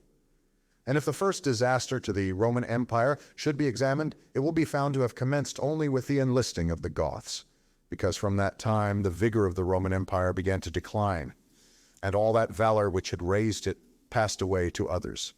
Many speakers to the House the other night, in the debate on the reduction of armaments, seemed to show a most lamentable ignorance of the conditions under which the British Empire maintains its existence. When Mr. Balfour replied to the allegations that the Roman Empire sank under the weight of its military obligations, he said that this was wholly unhistorical, He might well have added that the Roman power was at its zenith when every citizen acknowledged his liability to fight for the state, but that it began to decline as soon as this obligation was no longer recognized. Pall Mall Gazette, the 15th of May, 1906. I conclude, therefore, that no principality is secure without having its own forces. On the contrary, it is entirely dependent on good fortune, not having the valor which in adversity would defend it. And it has always been the opinion and judgment of wise men that nothing can be so uncertain or unstable as fame or power, not founded on its own strength. And one's own forces are those which are composed either of subjects, citizens, or dependents. All others are mercenaries or auxiliaries, and the way to make ready one's own forces will be easily found if the rules suggested by me shall be reflected upon, and if one will consider how Philip, the father of Alexander the Great, and many republics and princes have armed and organized themselves, to which rules I entirely commit myself. Chapter 14. That which concerns a prince on the subject of the art of war. A prince ought to have no other aim or thought, nor select anything else for his study than war and its rules and discipline. For this is the sole art that belongs to him who rules, and it is of such force that it not only upholds those who are born princes, but it often enables men to rise from a private station to that rank. And on the contrary, it is seen that when princes have thought more of ease than of arms, they have lost their states. And the first cause of your losing it is to neglect this art. And what enables you to acquire a state is to be master of the art. Francesco Sforza, through being marshal from a private person, became Duke of Milan. And the sons, through avoiding the hardships and troubles of arms, from dukes became private persons. For among other evils which being unarmed brings you, it causes you to be despised. And this is one of those ignominies against which a prince ought to guard himself, as is shown later on, because there is nothing proportionate between the armed and the unarmed, and it is not reasonable that he who is armed should yield obedience willingly to him who is unarmed, or that the unarmed man should be secure among armed servants, because there being in the one disdain and in the other suspicion, it is not possible for them to work well together. And therefore, a prince who does not understand the art of war, over and above the other misfortunes already mentioned, cannot be respected by his soldiers, nor can he rely on them. He ought never, therefore, to have out of his thoughts this subject of war, and in peace he should addict himself more to its exercise than in war. This he can do in two ways, the one by action, the other by study. As regards action, he ought above all things to keep his men well organized and drilled, to follow incessantly the chase, by which he accustoms his body to hardships, and learns something of the nature of localities, and gets to find out how the mountains rise, how the valleys open out, how the plains lie, and to understand the nature of rivers and marshes, and in all this to take the greatest care, which knowledge is useful in two ways. Firstly, he learns to know his country and is better able to undertake its defense. Afterwards, by means of the knowledge and observation of that locality, he understands with ease any other which it may be necessary for him to study hereafter. Because the hills, valleys, and plains, and rivers and marshes that are, for instance, in Tuscany, have a certain resemblance to those of other countries, so that with a knowledge of the aspect of one country, one can easily arrive at a knowledge of others. And the prince that lacks this skill lacks the essential which it is desirable that a captain should possess, for it teaches him to surprise his enemy, to select quarters, to lead armies, to array the battle, to besiege towns to advantage. Philopoemen, a Phrygian, prince of the Achaeans, among other praises which writers have bestowed on him, is commended because in time of peace he never had anything in his mind but the rules of war, and when he was in the country with friends he often stopped and reasoned with them. If the enemy should be upon that hill, and we should find ourselves here with our army, with whom would be the advantage? How should one best advance to meet him, keeping the ranks? If we should wish to retreat, how ought we to pursue? And he would set forth to them as he went all the chances that could befall an army. He would listen to their opinion and state his, confirming it with reason, so that by these continual discussions there could never arise, in time of war, any unexpected circumstances that he could not deal with. Morsas, Philopoemen, the last of the Greeks, born 252 BC, died 183 BCE. But to exercise the intellect, the prince should read histories. and study there the actions of illustrious men, to see how they have borne themselves in war, to examine the causes of their victories and defeat, so as to avoid the latter and imitate the former, and above all do as an illustrious man did, who took as an exemplar one who had been praised and famous before him, and whose achievements and deeds he always kept in his mind. As it is said, Alexander the Great imitated Achilles, Caesar Alexander, Scipio Cyrus, and whoever reads the life of Cyrus written by Xenophon will recognize afterwards in the life of Scipio how that imitation was his glory, and how in chastity, affability, humanity, and liberality Scipio conformed to those things which have been written of Cyrus by Xenophon. A wise prince ought to observe some such rules, and never in peaceful times stand idle, but increase his resources with industry in such a way that they may be available to him in adversity, so that if fortune chances it may find him prepared to resist her blows. Chapter 5. Concerning things for which men, and especially princes, are praised or blamed. It remains now to see what ought to be the rules of conduct for a prince towards subject and friends, and as I know that many have written on this point, I expect I shall be considered presumptuous in mentioning it again, especially as in discussing it I shall depart from the methods of other people. But it being my intention to write a thing which shall be useful to him who apprehends it, it appears to me more appropriate to follow up the real truth of the matter than the imagination of it. For many have pictured republics and principalities which in fact have never been known or seen, because how one lives is so far distant from how one ought to live, that he who neglects what is done for what ought to be done sooner effects his ruin than his preservation. For a man who wishes to act entirely up to his professions of virtue soon meets with what destroys him among so much that is evil.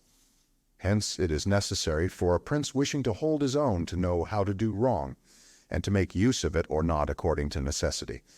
Therefore, putting on one side imaginary things concerning a prince, and discussing those which are real, I say that all men when they are spoken of, and chiefly princes for being more highly placed, are remarkable for some of those qualities which bring them either blame or praise.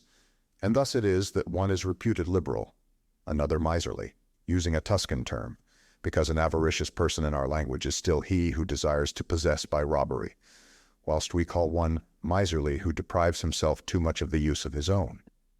One is reputed generous, one rapacious, one cruel, one compassionate, one faithless, another faithful, one effeminate and cowardly, another bold and brave, one affable, another haughty, one lascivious, another chaste, one sincere, another cunning, one hard, another easy, one grave, another frivolous, one religious, another unbelieving, and the like. And I know that everyone will confess that it would be most praiseworthy in a prince to exhibit all the above qualities that are considered good, but because they can neither be entirely possessed nor observed, for human conditions do not permit it, it is necessary for him to be sufficiently prudent that he may know how to avoid the reproach of those vices which would lose him his state, and also to keep himself, if it be possible, from those which would not lose him it. But this not being possible, he may with less hesitation abandon himself to them.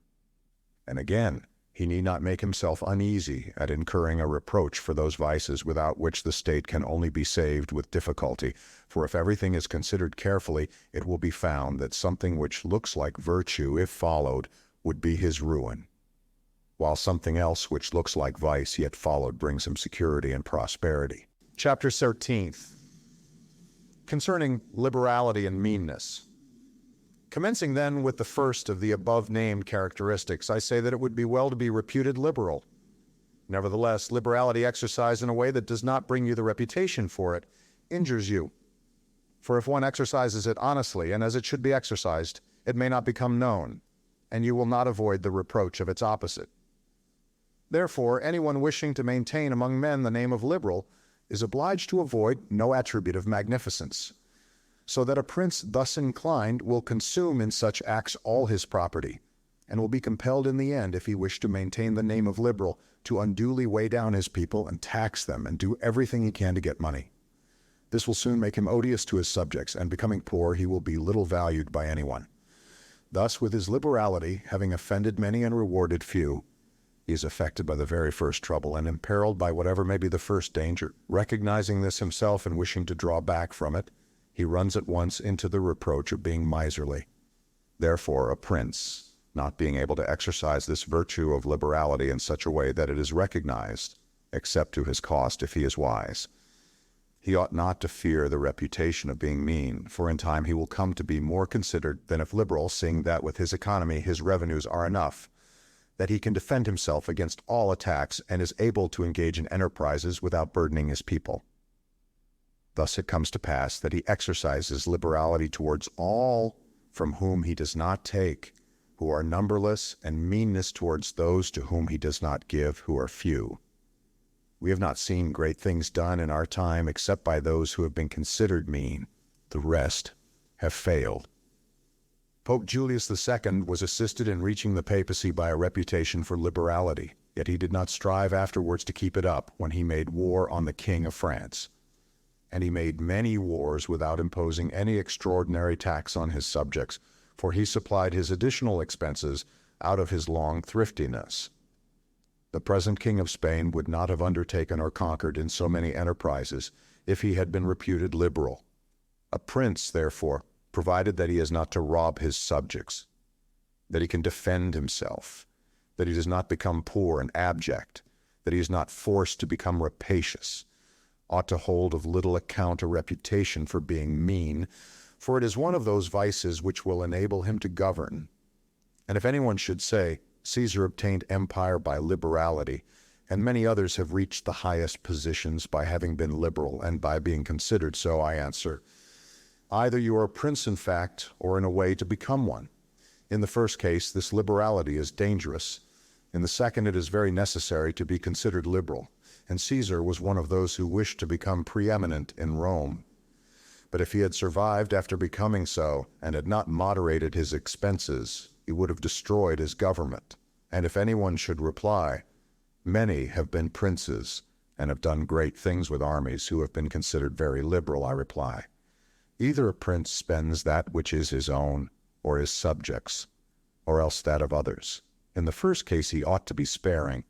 In the second he ought not to neglect any opportunity for liberality. And to the prince who goes forth with his army, supporting it by pillage, sack, and extortion, handling that which belongs to others, this liberality is necessary. Otherwise he would not be followed by soldiers. And of that which is neither yours nor your subjects, you can be a ready giver, as were Cyrus, Caesar, and Alexander, because it does not take away your reputation if you squander that of others, but adds to it. It is only squandering your own that injures you. And there's nothing wastes so rapidly as liberality.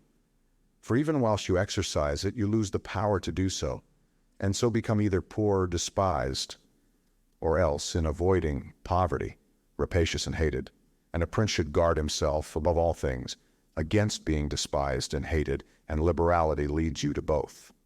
Therefore it is wiser to have a reputation for meanness which brings reproach without hatred, than to be compelled, through seeking a reputation for liberality, to incur a name for rapacity, which begets reproach with hatred. Chapter 13.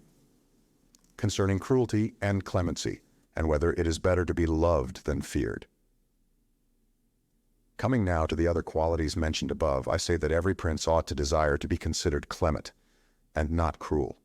Nevertheless, he ought to take care not to misuse this clemency. Cesare Borgia was considered cruel, notwithstanding his cruelty reconciled the Romagna, unified it, and restored it to peace and loyalty.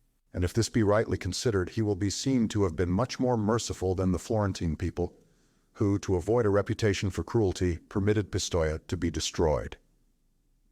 Forsellus, therefore a prince, so long as he keeps his subjects united and loyal, ought not to mind the reproach of cruelty, because with a few examples he will be more merciful than those who, through too much mercy, allow disorders to arise from which follow murders or robberies, for these are wont to injure the whole people, whilst those executions which originate with a prince offend the individual only. During the rioting between the Cancellieri and Panciatici factions in 1502 and 1503, and of all princes, it is impossible for the new prince to avoid the imputation of cruelty, owing to new states being full of dangers. Hence Virgil, through the mouth of Dido, excuses the inhumanity of her reign owing to its being new, saying, Res dura, et regni novitas Metalia cogunt moliri, et late fins custode tueri. Tiu, Nevertheless, he ought to be slow to believe and to act, nor should he himself show fear, but proceed in a temperate manner with prudence and humanity, so that too much confidence may not make him incautious, and too much distrust render him intolerable. As, against my will, my fate a throne unsettled, and an infant state, bid me defend my realms with all my powers, and guard with these severities my shores. Christopher Pitt. Upon this a question arises, whether it be better to be loved than feared, or feared than loved. It may be answered that one should wish to be both, but because it is difficult to unite them in one person, it is much safer to be feared than loved, when, of the two, either must be dispensed with. Because this is to be asserted in general of men, that they are ungrateful, fickle, false, cowardly, covetous, and as long as you succeed, they are yours entirely. They will offer you their blood, property, life, and children, as is said above, when the need is far distant. But when it approaches, they turn against you. And that prince who, relying entirely on their promises, has neglected other precautions is ruined, because friendships that are obtained by payments and not by greatness or nobility of mind may indeed be earned, but they are not secured, and in time of need cannot be relied upon. And men have less scruple in offending one who is beloved than one who is feared. For love is preserved by the link of obligation which, owing to the baseness of men, is broken at every opportunity for their advantage. But fear preserves you by a dread of punishment which never fails. Nevertheless, a prince ought to inspire fear in such a way that, if he does not win love, he avoids hatred, because he can endure very well, being feared whilst he is not hated, which will always be as long as he abstains from the property of his citizens and subjects and from their women. But when it is necessary for him to proceed against the life of someone, he must do it on proper justification and for manifest cause, but above all things he must keep his hands off the property of others, because men more quickly forget the death of their father than the loss of their patrimony. Besides, pretexts for taking away the property are never wanting. For he who has once begun to live by robbery will always find pretexts for seizing what belongs to others. But reasons for taking life, on the contrary, are more difficult to find and sooner lapse. But when a prince is with his army and has under control a multitude of soldiers, then it is quite necessary for him to disregard the reputation of cruelty, for without it he would never hold his army united or disposed to its duties. Among the wonderful deeds of Hannibal, this one is enumerated, that, having led an enormous army, composed of many various races of men, to fight in foreign lands, no dissensions arose either among them or against the prince, whether in his bad or in his good fortune. This arose from nothing else than his inhuman cruelty, which with his boundless valor made him revered and terrible in the sight of his soldiers, but without that cruelty, his other virtues were not sufficient to produce this effect. And short-sighted writers admire his deeds from one point of view and from another condemn the principal cause of them. That it is true his other virtues would not have been sufficient for him may be proved by the case of Scipio, that most excellent man, not only of his own times, but within the memory of man, against whom, nevertheless, his army rebelled in Spain. This arose from nothing but his too great forbearance, which gave his soldiers more license than is consistent with military discipline. For this he was upbraided in the Senate by Fabius Maximus, and called the corrupter of the Roman soldiery. The Locrians were laid waste by a legate of Scipio, yet they were not avenged by him, nor was the insolence of the legate punished, owing entirely to his easy nature. Insomuch that someone in the Senate, wishing to excuse him, said there were many men who knew much better how not to err than to correct the errors of others. This disposition, if he had been continued in the command, would have destroyed in time the fame and glory of Scipio. But, he being under the control of the Senate, this injurious characteristic not only concealed itself, but contributed to his glory. Returning to the question of being feared or loved, I come to the conclusion that men loving according to their own will and fearing according to that of the prince, a wise prince should establish himself on that which is in his own control and not in that of others. He must endeavor only to avoid hatred, as is noted. Chapter 13, concerning the way in which princes should keep faith, are ours. The present chapter has given greater offense than any other portion of Machiavelli's writings. Bird, Il Principe, p. 297. Everyone admits how praiseworthy it is in a prince to keep faith and to live with integrity and not with craft. Nevertheless, our experience has been that those princes who have done great things have held good faith of little account, and have known how to circumvent the intellect of men by craft, and in the end have overcome those who have relied on their word. You must know there are two ways of contesting, done the one by the law, the other by force. The first method is proper to men, the second to beasts. But because the first is frequently not sufficient, it is necessary to have recourse to the second. Therefore, it is necessary for a prince to understand how to avail himself of the beast and the man. This has been figuratively taught to princes by ancient writers, who describe how Achilles and many other princes of old were given to the centaur Chiron to nurse, who brought them up in his discipline, which means solely that as they had for a teacher one who was half beast and half man, so it is necessary for a prince to know how to make use of both natures, and that one without the other is not durable. A prince, therefore, being compelled knowingly to adopt the beast, ought to choose the fox and the lion, because the lion cannot defend himself against snares, and the fox cannot defend himself against wolves. Therefore, it is necessary to be a fox to discover the snares and a lion to terrify the wolves. Those who rely simply on the lion do not understand what they are about.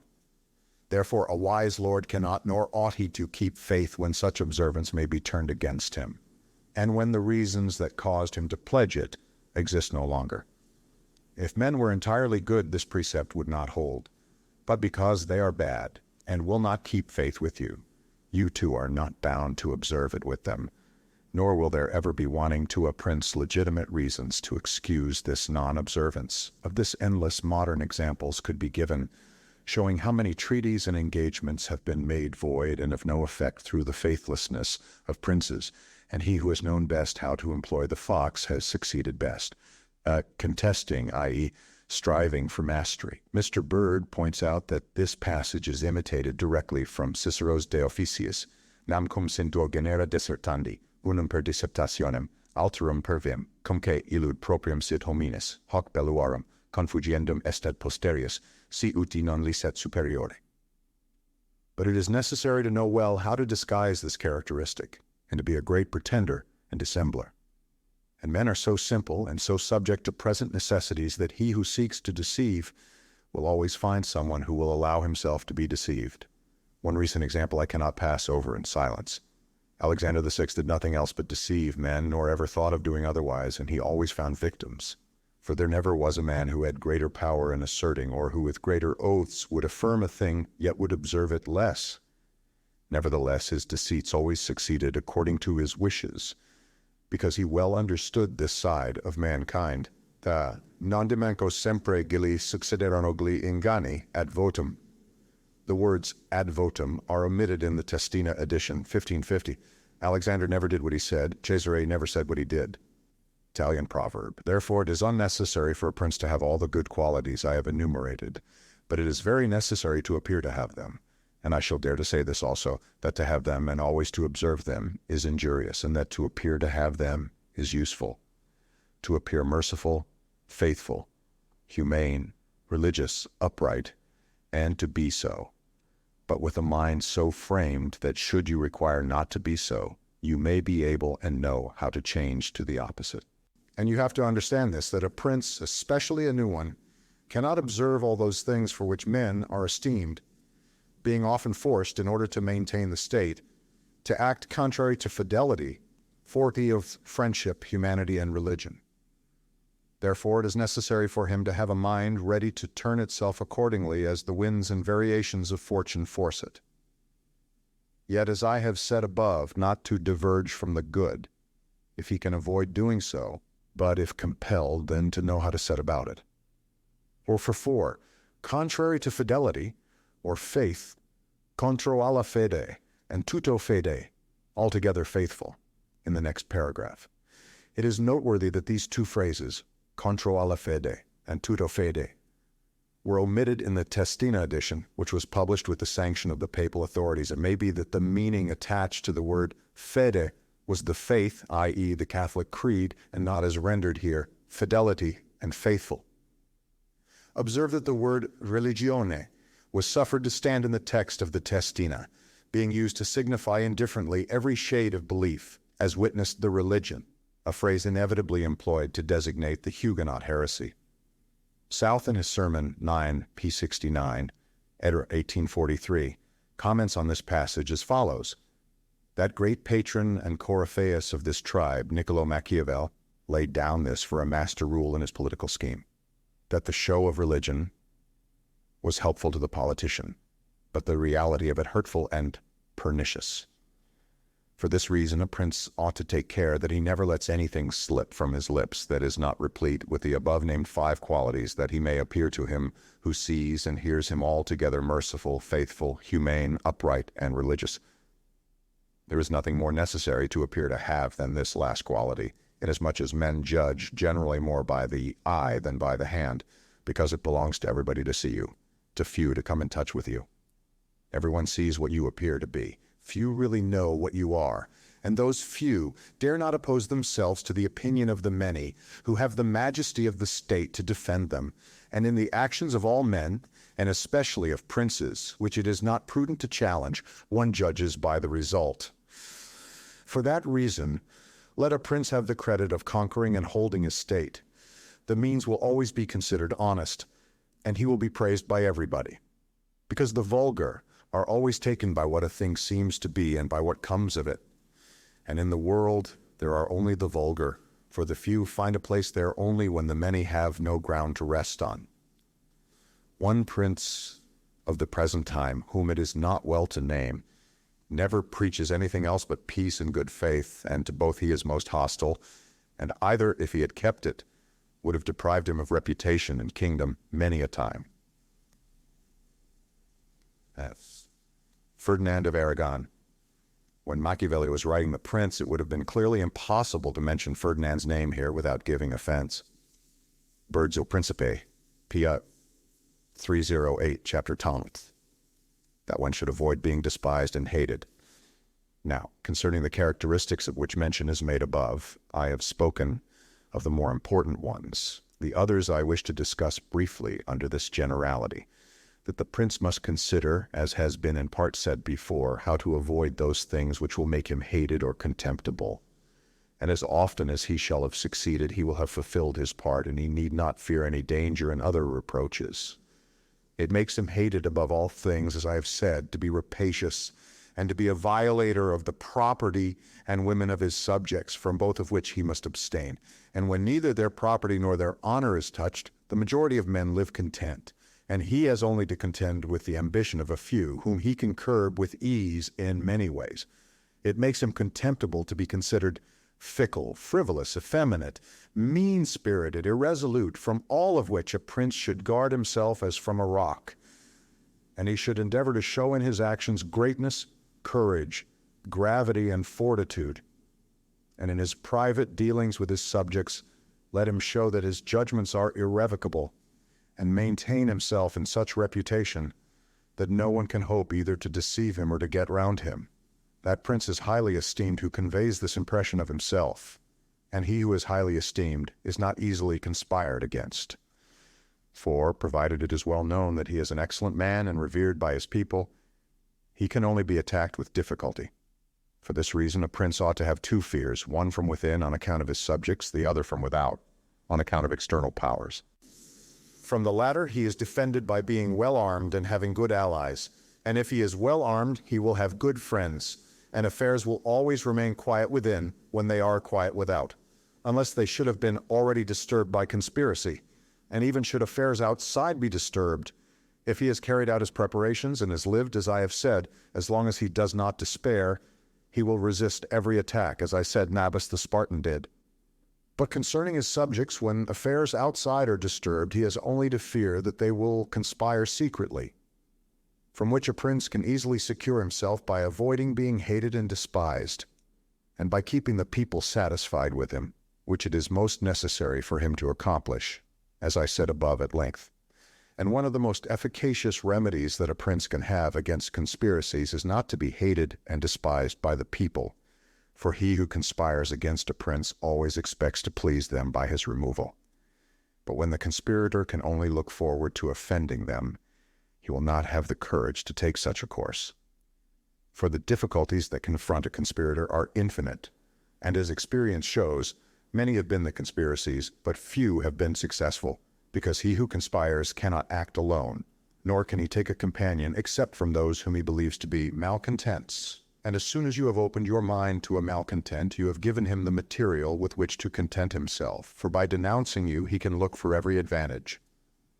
So that, seeing the gain from this course to be assured, and seeing the other to be doubtful and full of dangers, he must be a very rare friend, or a thoroughly obstinate enemy of the prince, to keep faith with you, and to reduce the matter into a small compass. I say that on the side of the conspirator there is nothing but fear, jealousy, prospect of punishment to terrify him. But on the side of the prince there is the majesty of the principality, the laws, the protection of friends, and the state to defend him. So that adding to all these things the popular goodwill, it is impossible that anyone should be so rash as to conspire. For whereas in general the conspirator has to fear before the execution of his plot, in this case he has also to fear the sequel to the crime, because on account of it he has the people for an enemy, and thus cannot hope for any escape. Endless examples could be given on this subject, but I will be content with one, brought to pass within the memory of our fathers. Messer Annibale Bentivogli, who was prince in Bologna, grandfather of the present Annibale, having been murdered by the Canesci who had conspired against him, not one of his family survived, but Messer Giovanni, who was in childhood. Immediately after his assassination, the people rose and murdered all the Canesci. This sprung from the popular goodwill, which the house of Bentivogli enjoyed in those days in Bologna, which was so great that although none remained there after the death of Annibale who was able to rule the state, the Bolognese, having information that there was one of the Bentivogli family in Florence, who up to that time had been considered the son of a blacksmith, sent to Florence for him and gave him the government of their city. And it was ruled by him until Messer Giovanni came in due course to the government. When Giovanni Bentivogli, born in Bologna 1438, died at Milan 1508, he ruled Bologna from 1462 to 1506. Machiavelli's strong condemnation of conspiracies may get its edge from his own very recent experience of February 1513, when he had been arrested and tortured for his alleged complicity in the Boscoli conspiracy. For this reason, I consider that a prince ought to reckon conspiracies of little account when his people hold him in esteem. But when it is hostile to him and bears hatred towards him, he ought to fear everything and everybody. And well-ordered states and wise princes have taken every care not to drive the nobles to desperation, and to keep the people satisfied and contented, for this is one of the most important objects a prince can have. Among the best ordered and governed kingdoms of our times is France, and in it are found many good institutions on which depend the liberty and security of the king. Of these, the first is the Parliament and its authority, because he who founded the kingdom, knowing the ambition of the nobility and their boldness, considered that a bit to their mouths would be necessary to hold them in. And on the other side, knowing the hatred of the people, founded in fear against the nobles, he wished to protect them. Yet he was not anxious for this to be the particular care of the king. Therefore, to take away the reproach which he would be liable to from the nobles for favoring the people, and from the people for favoring the nobles, he set up an arbiter, who should be one who could beat down the great and favor the lesser without reproach to the king. Neither could you have a better or a more prudent arrangement, or a greater source of security to the king and kingdom. From this one can draw another important conclusion, that princes ought to leave affairs of reproach to the management of others and keep those of grace in their own hands. And further, I consider that a prince ought to cherish the nobles, but not so as to make himself hated by the people. It may appear perhaps to some who have examined the lives and deaths of the Roman emperors that many of them would be an example contrary to my opinion, seeing that some of them lived nobly and showed great qualities of soul. Nevertheless, they have lost their empire or have been killed by subjects who have conspired against them. Wishing, therefore, to answer these objections, I will recall the characters of some of the emperors and will show that the causes of their ruin were not different to those alleged by me. At the same time, I will only submit for consideration those things that are noteworthy to him who studies the affairs of those times. It seems to me sufficient to take all those emperors who succeeded to the empire, from Marcus the philosopher down to Maximinus. They were Marcus and his son Commodus, Pertinax, Julian, Severus, and his son Antoninus, Caracalla, Macrinus, Heliogabalus, Alexander, and Maximinus. There is first to note that, whereas in other principalities the ambition of the nobles and the insolence of the people only have to be contended with, the Roman emperors had a third difficulty in having to put up with the cruelty and avarice of their soldiers, a matter so beset with difficulties that it was the ruin of many. For it was a hard thing to give satisfaction both to soldiers and people, because the people loved peace, and for this reason they loved the unaspiring prince, whilst the soldiers loved the warlike prince who was bold, cruel, and rapacious, which qualities they were quite willing he should exercise upon the people, so that they could get double pay and give vent to their own greed and cruelty. Hence it arose that those emperors were always overthrown who, either by birth or training, had no great authority, and most of them, especially those who came new to the principality, recognizing the difficulty of these two opposing humors, were inclined to give satisfaction to the soldiers, caring little about injuring the people, which course was necessary, because as princes cannot help being hated by someone, they ought, in the first place, to avoid being hated by everyone. And when they cannot compass this, they ought to endeavor with the utmost diligence to avoid the hatred of the most powerful. Therefore, those emperors who through inexperience had need of special favor adhered more readily to the soldiers than to the people, a course which turned out advantageous to them or not, accordingly, as the prince knew how to maintain authority over them. From these causes it arose that Marcus, Pertinax, and Alexander, being all men of modest life, lovers of justice, enemies to cruelty, humane and benignant, came to a sad end, except Marcus. He alone lived and died honored, because he had succeeded to the throne by hereditary title, and owed nothing either to the soldiers or the people, and afterwards, being possessed of many virtues which made him respected, he always kept both orders in their places whilst he lived, and was neither hated nor despised. But Pertinax was created emperor against the wishes of the soldiers, who, being accustomed to live licentiously under Commodus, could not endure the honest life to which Pertinax wished to reduce them. Thus, having given cause for hatred, to which hatred there was added contempt for his old age, he was overthrown at the very beginning of his administration.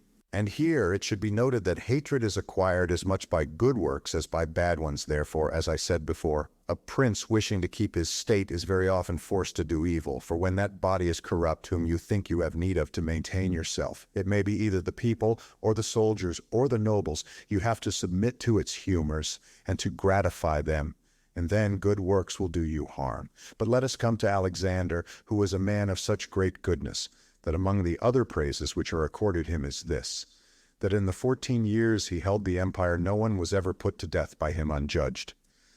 Nevertheless, being considered effeminate, and a man who allowed himself to be governed by his mother, he became despised. The army conspired against him, and murdered him. Turning now to the opposite characters of Commodus, Severus, Antoninus Caracalla, and Maximinus, you will find them all cruel and rapacious men who, to satisfy their soldiers, did not hesitate to commit every kind of iniquity against the people, and all, except Severus, came to a bad end. But in Severus there was so much valor that, keeping the soldiers friendly, although the people were oppressed by him, he reigned successfully, for his valor made him so much admired in the sight of the soldiers and people that the latter were kept in a way astonished and awed, and the former respectful and satisfied. And because the actions of this man as a new prince were great, I wish to show briefly that he knew well how to counterfeit the fox and the lion, which natures, as I said above, it is necessary for a prince to imitate. Knowing the sloth of the Emperor Julian, he persuaded the army in Sclavonia, of which he was captain, that it would be right to go to Rome and avenge the death of Pertinax, who had been killed by the Praetorian soldiers. And under this pretext, without appearing to aspire to the throne, he moved the army on Rome and reached Italy before it was known that he had started. On his arrival at Rome, the Senate, through fear, elected him emperor and killed Julian. After this, there remained for Severus, who wished to make himself master of the whole empire, two difficulties. One in Asia, where Niger, head of the Asiatic army, had caused himself to be proclaimed emperor. The other in the west, where Albinus was, who also aspired to the throne. And as he considered it dangerous to declare himself hostile to both, he decided to attack Niger and to deceive Albinus. To the latter he wrote that, being elected emperor by the Senate, he was willing to share that dignity with him and sent him the title of Caesar, and moreover that the Senate had made Albinus his colleague, which things were accepted by Albinus as true. But after Severus had conquered and killed Niger and settled Oriental affairs, he returned to Rome and complained to the Senate that Albinus, little recognizing the benefits that he had received from him, had by treachery sought to murder him, and for this ingratitude he was compelled to punish him. Afterwards he sought him out in France, and took from him his government and life. He who will, therefore, carefully examine the actions of this man will find him a most valiant lion and a most cunning fox. He will find him feared and respected by everyone, and not hated by the army. And it need not be wondered at that he, a new man, was able to hold the empire so well, because his supreme renown always protected him from that hatred which the people might have conceived against him for his violence. But his son Antoninus was a most eminent man, and had very excellent qualities, which made him admirable in the sight of the people and acceptable to the soldiers, for he was a warlike man, most enduring of fatigue, a despiser of all delicate food and other luxuries, which caused him to be beloved by the armies. Nevertheless, his ferocity and cruelties were so great and so unheard of that after endless single murders he killed a large number of the people of Rome and all those of Alexandria. He became hated by the whole world and also feared by those he had around him, to such an extent that he was murdered in the midst of his army by a centurion. And here it must be noted that such like deaths, which are deliberately inflicted with a resolved and desperate courage, cannot be avoided by princes, because anyone who does not fear to die can inflict them. But a prince may fear them the less, because they are very rare. He has only to be careful not to do any grave injury to those whom he employs or has around him in the service of the state. Antoninus had not taken this care, but had contumeliously killed a brother of that centurion, whom also he daily threatened, yet retained in his bodyguard, which, as it turned out, was a rash thing to do, and proved the emperor's ruin. But let us come to Commodus, to whom it should have been very easy to hold the empire, for being the son of Marcus, he had inherited it, and he had only to follow in the footsteps of his father to please his people and soldiers. But being by nature cruel and brutal, he gave himself up to amusing the soldiers and corrupting them, so that he might indulge his rapacity upon the people. On the other hand, not maintaining his dignity, often descending to the theater to compete with gladiators and doing other vile things, little worthy of the imperial majesty, he fell into contempt with the soldiers, and being hated by one party and despised by the other, he was conspired against and was killed. It remains to discuss the character of Maximinus. He was a very warlike man, and the armies, being disgusted with the effeminacy of Alexander, of whom I have already spoken, killed him and elected Maximinus to the throne.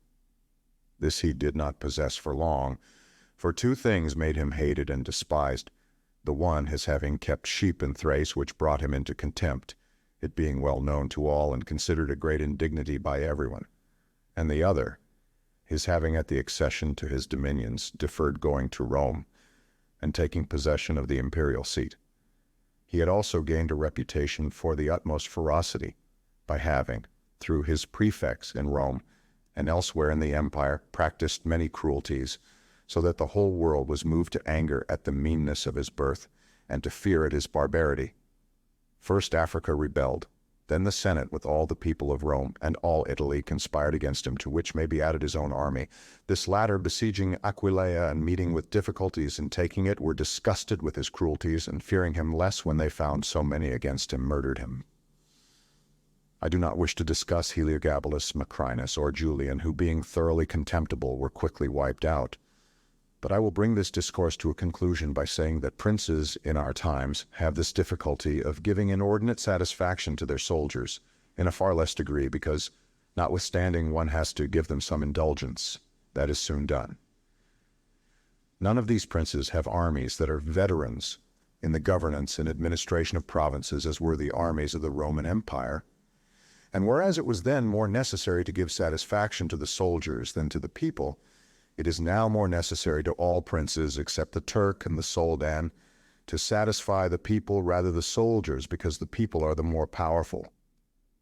From the above I have accepted the Turk, who always keeps round him 12,000 infantry and 15,000 cavalry, on which depend the security and strength of the kingdom. And it is necessary that, putting aside every consideration for the people, he should keep them his friends. The kingdom of the Soldan is similar. Being entirely in the hands of soldiers, it follows again that, without regard to the people, he must keep them his friends. But you must note that the state of the Soldan is unlike all other principalities, for the reason that it is like the Christian pontificate, which cannot be called either an hereditary or a newly formed principality, because the sons of the old prince are not the heirs, but he who is elected to that position by those who have authority, and the sons remain only noblemen. And this being an ancient custom, it cannot be called a new principality, because there are none of those difficulties in it that are met with in new ones. For although the prince is new, the constitution of the state is old, and it is framed so as to receive him as if he were its hereditary lord. But returning to the subject of our discourse, I say that whoever will consider it will acknowledge that either hatred or contempt has been fatal to the above-named emperors, and it will be recognized also how it happened that a number of them acting in one way and a number in another, only one in each way came to a happy end, and the rest to unhappy ones. Because it would have been useless and dangerous for Pertinax and Alexander, being new princes, to imitate Marcus, who was heir to the principality. And likewise, it would have been utterly destructive to Caracalla, Commodus, and Maximinus to have imitated Severus, they not having sufficient valor to enable them to tread in his footsteps. Therefore, a prince, new to the principality, cannot imitate the actions of Marcus, nor again is it necessary to follow those of Severus, but he ought to take from Severus those parts which are necessary to found his state, and from Marcus those which are proper and glorious to keep a state that may already be stable and firm. Chapter tactics are fortresses and many other things to which princes often resort, advantageous or hurtful. 1. Some princes, so as to hold securely the state, have disarmed their subjects. Others have kept their subject towns distracted by factions. Others have fostered enmities against themselves. Others have laid themselves out to gain over those whom they distrusted in the beginning of their governments. Some have built fortresses, some have overthrown and destroyed them. And although one cannot give a final judgment on all of these things unless one possesses the particulars of those states in which a decision has to be made, nevertheless, I will speak as comprehensively as the matter of itself will admit. 2. There never was a new prince who has disarmed his subjects. Rather, when he has found them disarmed, he has always armed them, because by arming them, those arms become yours. Those men who were distrusted become faithful, and those who were faithful are kept so, and your subjects become your adherents. And whereas all subjects cannot be armed, yet when those whom you do arm are benefited, the others can be handled more freely, and this difference in their treatment, which they quite understand, makes the former your dependents, and the latter, considering it to be necessary that those who have the most danger and service should have the most reward, excuse you. But when you disarm them, you at once offend them by showing that you distrust them, either for cowardice or for want of loyalty, and either of these opinions breeds hatred against you. And because you cannot remain unarmed, it follows that you turn to mercenaries, which are of the character already shown. Even if they should be good, they would not be sufficient to defend you against powerful enemies and distrusted subjects. Therefore, as I have said, a new prince in a new principality has always distributed arms. Histories are full of examples, but when a prince acquires a new state, which he adds as a province to his old one, then it is necessary to disarm the men of that state, except those who have been his adherents in acquiring it. And these again, with time and opportunity, should be rendered soft and effeminate. And matters should be managed in such a way that all the armed men in the state shall be your own soldiers who in your old state were living near you. 3. Our forefathers, and those who were reckoned wise, were accustomed to say that it was necessary to hold Pistoia by factions and Pisa by fortresses, and with this idea they fostered quarrels in some of their tributary towns, so as to keep possession of them the more easily. This may have been well enough in those times when Italy was in a way balanced, but I do not believe that it can be accepted as a precept for today, because I do not believe that factions can ever be of use. Rather, it is certain that when the enemy comes upon you in divided cities, you are quickly lost, because the weakest party will always assist the outside forces and the other will not be able to resist. The Venetians, moved, as I believe, by the above reasons, fostered the Guelph and Ghibelline factions in their tributary cities, and although they never allowed them to come to bloodshed, yet they nursed these disputes amongst them, so that the citizens, distracted by their differences, should not unite against them. Which, as we saw, did not afterwards turn out as expected, because after the rout at Vaila, one party at once took courage and seized the state. Such methods argue, therefore, weakness in the prince, because these factions will never be permitted in a vigorous principality. Such methods for enabling one the more easily to manage subjects are only useful in times of peace, but if war comes, this policy proves fallacious.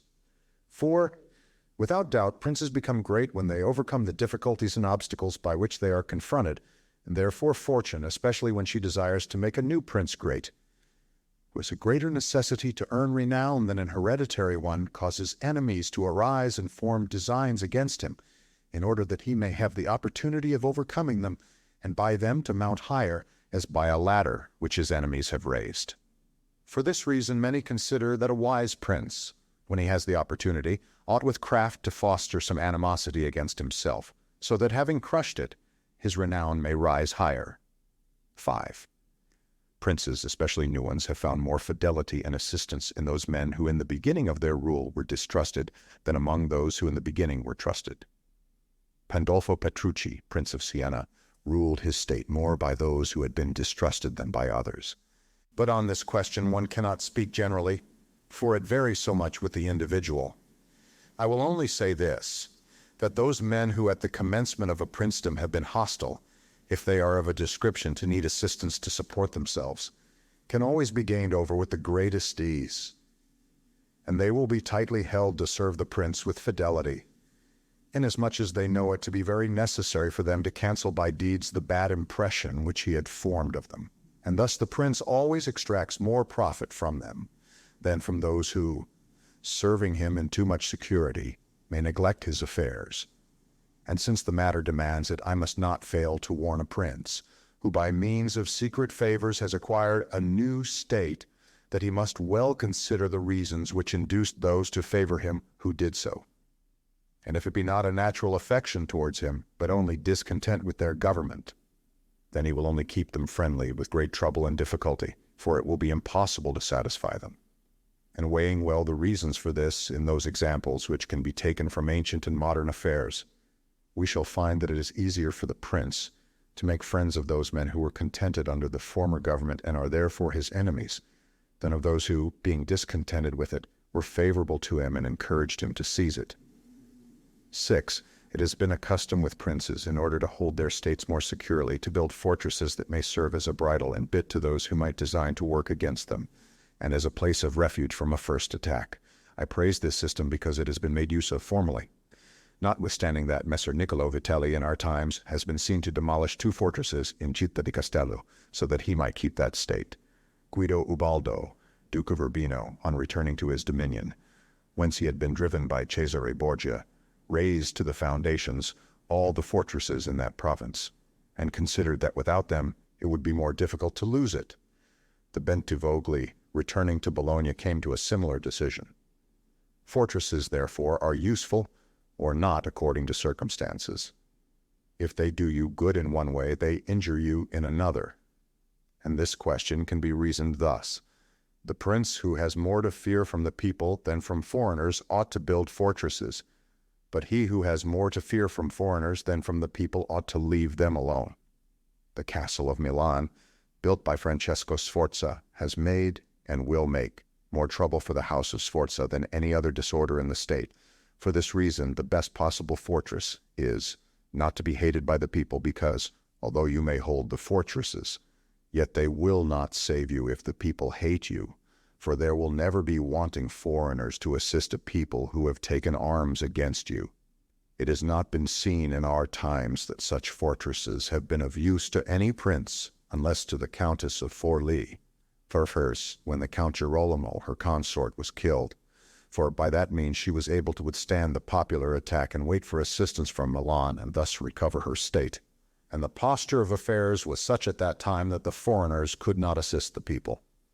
But fortresses were of little value to her afterwards when Cesare Borgia attacked her and when the people, her enemy, were allied with foreigners. Therefore, it would have been safer for her both then and before not to have been hated by the people than to have had the fortresses. All these things considered then. I shall praise him who builds fortresses as well as him who does not, and I shall blame whoever, trusting in them, cares little about being hated by the people.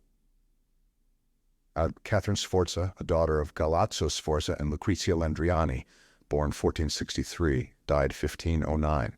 It was to the Countess of Forli that Machiavelli was sent as envoy on 1499. A letter from Fortunati to the Countess announces the appointment.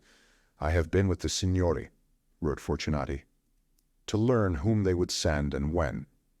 They tell me that Niccolo Machiavelli, a learned young Florentine noble, secretary to my lords of the Ten, is to leave with me at once."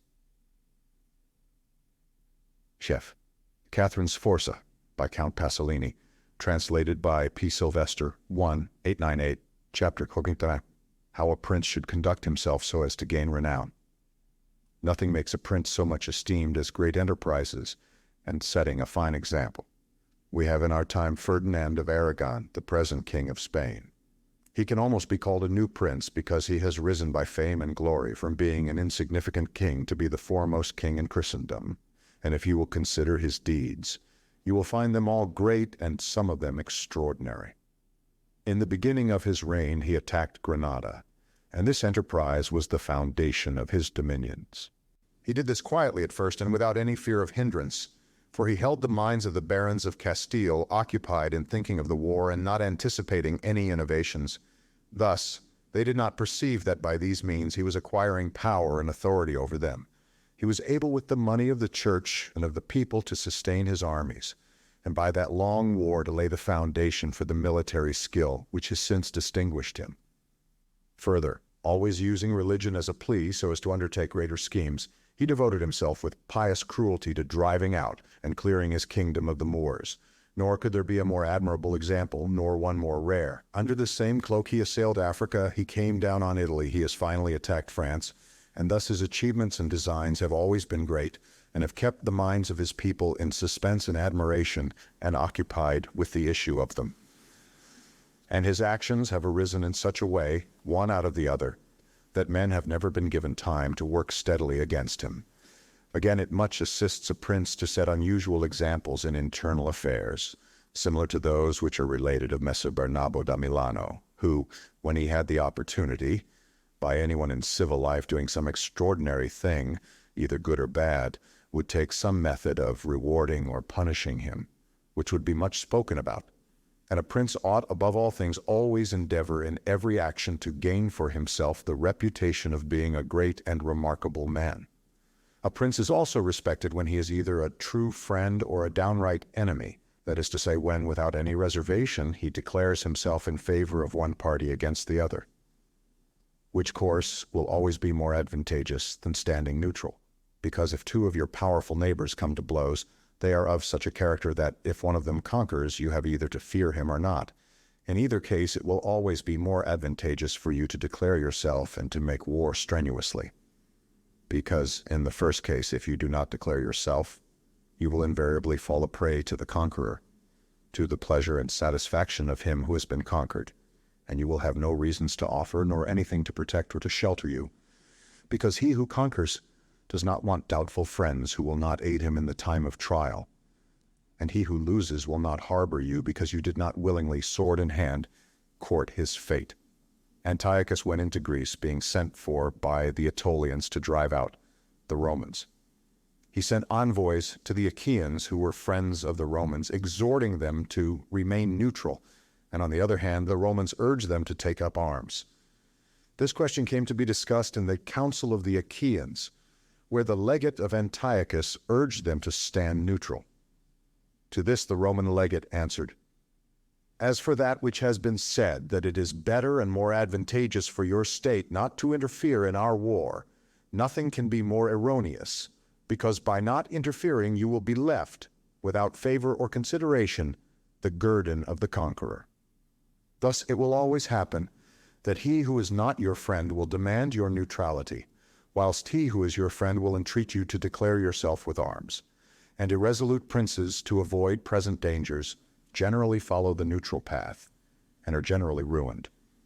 But when a prince declares himself gallantly in favor of one side, if the party with whom he allies himself conquers, although the victor may be powerful and may have him at his mercy, yet he is indebted to him, and there is established a bond of amity. And men are never so shameless as to become a monument of ingratitude by oppressing you. Victories, after all, are never so complete that the victor must not show some regard, especially to justice. But if he with whom you ally yourself loses, you may be sheltered by him, and whilst he is able, he may aid you, and you become companions on a fortune that may rise again. In the second case, when those who fight are of such a character that you have no anxiety as to who may conquer, so much the more is it greater prudence to be allied, because you assist at the destruction of one by the aid of another, who, if he had been wise, would have saved him. And conquering, as it is impossible that he should not do with your assistance, he remains at your discretion. And here it is to be noted that a prince ought to take care never to make an alliance with one more powerful than himself, for the purposes of attacking others, unless necessity compels him, as is said above.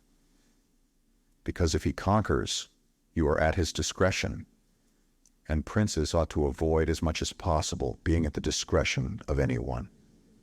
The Venetians joined with France against the Duke of Milan, and this alliance, which caused their ruin, could have been avoided. But when it cannot be avoided, as happened to the Florentines when the Pope and Spain sent armies to attack Lombardy, then in such a case, for the above reasons, the prince ought to favor one of the parties. Never let any government imagine that it can choose perfectly safe courses. Rather, let it expect to have to take very doubtful ones, because it is found in ordinary affairs that one never seeks to avoid one trouble without running into another. But prudence consists in knowing how to distinguish the character of troubles, and for choice to take the lesser evil. Prince ought also to show himself a patron of ability, and to honor the proficient in every art. At the same time, he should encourage his citizens to practice their callings peaceably, both in commerce and agriculture and in every other following, so that the one should not be deterred from improving his possessions, for fear lest they be taken away from him, or another from opening up trade for fear of taxes. But the prince ought to offer rewards to whoever wishes to do these things and designs in any way to honor his city or state. Further, he ought to entertain the people with festivals and spectacles at convenient seasons of the year. And as every city is divided into guilds or into societies, he ought to hold such bodies in esteem and associate with them sometimes and show himself an example of courtesy and liberality. Nevertheless, always maintaining the majesty of his rank, for this he must never consent to abate in anything. Guilds or societies, in artio, in tribu. Arti were craft or trade guilds, cf. Florio. Are the whole company of any trade in any city or corporation town. The guilds of Florence are most admirably described by Mr. Edcombe Staley in his work on the subject, Methuen, 1906. Institutions of a somewhat similar character called artel exist in Russia today. Civet Sir Mackenzie Wallace's Russia, 1905. The sons Chichi were always during the working season members of an artel. In some of the larger towns, there are artels of a much more complex kind, permanent associations possessing large capital and pecuniarily responsible for the acts of the individual members. The word artel, despite its apparent similarity, has, Mr. Elmer Maude assures me, no connection with ars or art. Its root is that of the verb rutitia, to bind oneself by an oath, and it is generally admitted to be only another form of rota, which now signifies a regimental company. In both words, the underlying idea is that of a body of men united by an oath. Tribu were possibly Gentile groups united by common descent and included individuals connected by marriage. Perhaps our word sects or clans would be most appropriate. Chapter 32, concerning the secretaries of princes. The choice of servants is of no little importance to a prince, and they are good or not, according to the discrimination of the prince. And the first opinion which one forms of a prince, and of his understanding, is by observing the men he has around him. And when they are capable and faithful, he may always be considered wise, because he has known how to recognize the capable and to keep them faithful. But when they are otherwise, one cannot form a good opinion of him, for the prime error which he made was in choosing them. There were none who knew Messer Antonio da Venafro as the servant of Pandolfo Petrucci, Prince of Siena, who would not consider Pandolfo to be a very clever man in having Venafro for his servant. Because there are three classes of intellects, one which comprehends by itself, another which appreciates what others comprehended, and a third which neither comprehends by itself nor by the showing of others. The first is the most excellent, the second is good, the third is useless. Therefore it follows necessarily that if Pandolfo was not in the first rank, he was in the second. For whenever one has judgment to know good and bad when it is said and done, although he himself may not have the initiative, yet he can recognize the good and the bad in his servant, and the one he can praise and the other correct. Thus the servant cannot hope to deceive him, and is kept honest. But to enable a prince to form an opinion of his servant, there is one test which never fails. When you see the servant thinking more of his own interests than of yours, and seeking inwardly his own profit in everything, such a man will never make a good servant, nor will you ever be able to trust him, because he who has the state of another in his hands ought never to think of himself, but always of his prince, and never pay any attention to matters in which the prince is not concerned. On the other hand, to keep his servant honest, the prince ought to study him, honoring him, enriching him, doing him kindnesses, sharing with him the honors and cares, and at the same time let him see that he cannot stand alone, so that many honors may not make him desire more, many riches make him wish for more, and that many cares may make him dread chances. When therefore servants and princes toward servants are thus disposed, they can trust each other. But when it is otherwise, the end will always be disastrous for either one or the other. Chapter 33. How flatterers should be avoided. I do not wish to leave out an important branch of this subject, for it is a danger from which princes are with difficulty preserved, unless they are very careful and discriminating. It is that of flatterers, of whom courts are full, because men are so self-complacent in their own affairs, and in a way so deceived in them, that they are preserved with difficulty from this pest, and if they wish to defend themselves, they run the danger of falling into contempt, because there is no other way of guarding oneself from flatterers, except letting men understand that to tell you the truth does not offend you, but when everyone may tell you the truth, respect for you abates. Therefore a wise prince ought to hold a third course by choosing the wise men in his state, and giving to them only the liberty of speaking the truth to him, and then only of those things of which he inquires, and of none others. But he ought to question them upon everything, and listen to their opinions, and afterwards form his own conclusions. With these counselors separately and collectively, he ought to carry himself in such a way that each of them should know that the more freely he shall speak, the more he shall be preferred. Outside of these, he should listen to no one. Pursue the thing resolved on, and be steadfast in his resolutions. He who does otherwise is either overthrown by flatterers, or is so often changed by varying opinions that he falls into contempt. I wish on this subject to adduce a modern example. Fra Luca, the man of affairs to Maximilian, the present emperor, speaking of his majesty, said, he consulted with no one, yet never got his own way in anything. This arose because of his following a practice the opposite to the above, for the emperor is a secretive man. He does not communicate his designs to anyone, nor does he receive opinions on them. But as in carrying them into effect, they become revealed and known, they are at once obstructed by those men whom he has around him, and he, being pliant, is diverted from them.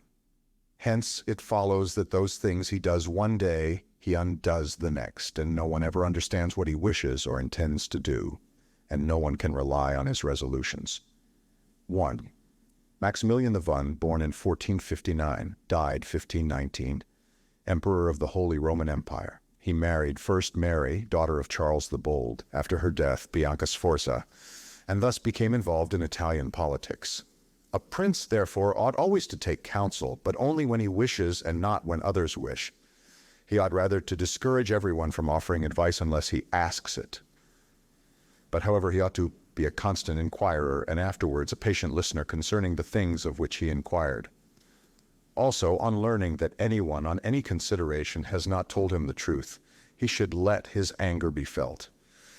And if there are some who think that a prince who conveys an impression of his wisdom is not so through his own ability, but through the good advisers that he has around him, beyond doubt they are deceived, because this is an axiom which never fails, that a prince who is not wise himself will never take good advice unless by chance he has yielded his affairs entirely to one person who happens to be a very prudent man. In this case, indeed, he may be well governed, but it would not be for long, because such a governor would in a short time take away his state from him. But if a prince who is not inexperienced should take counsel from more than one, he will never get united counsels, nor will he know how to unite them. Each of the counselors will think of his own interests, and the prince will not know how to control them or to see through them. And they are not to be found otherwise, because men will always prove untrue to you unless they are kept honest by constraint. Therefore it must be inferred that good counsels, whensoever they come, are born of the wisdom of the prince, and not the wisdom of the prince from good counsels. Chapter 4. Why the princes of Italy have lost their states.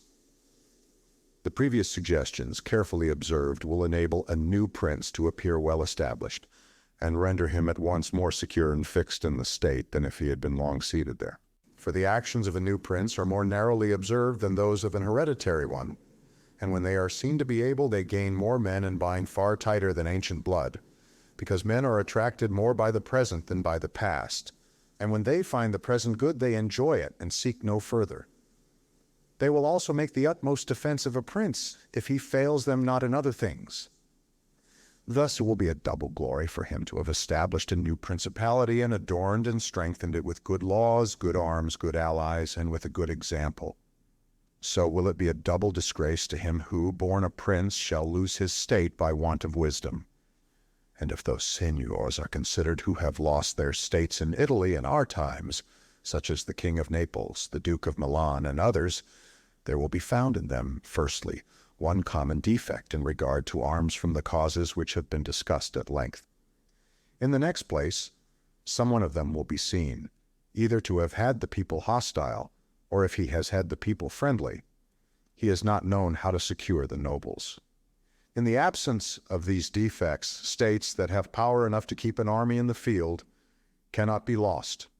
Philip of Macedon, not the father of Alexander the Great, but he who was conquered by Titus Quintius, had not much territory compared to the greatness of the Romans and of Greece who attacked him, yet being a warlike man who knew how to attract the people and secure the nobles, he sustained the war against his enemies for many years.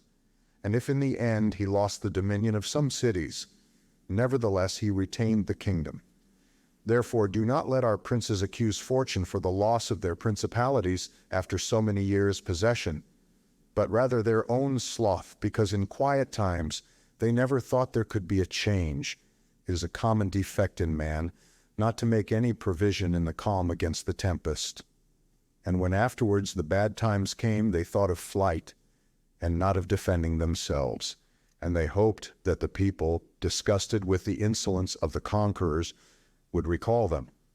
This course, when others fail, may be good, but it is very bad to have neglected all other expedients for that, since you would never wish to fall because you trusted to be able to find someone later on to restore you.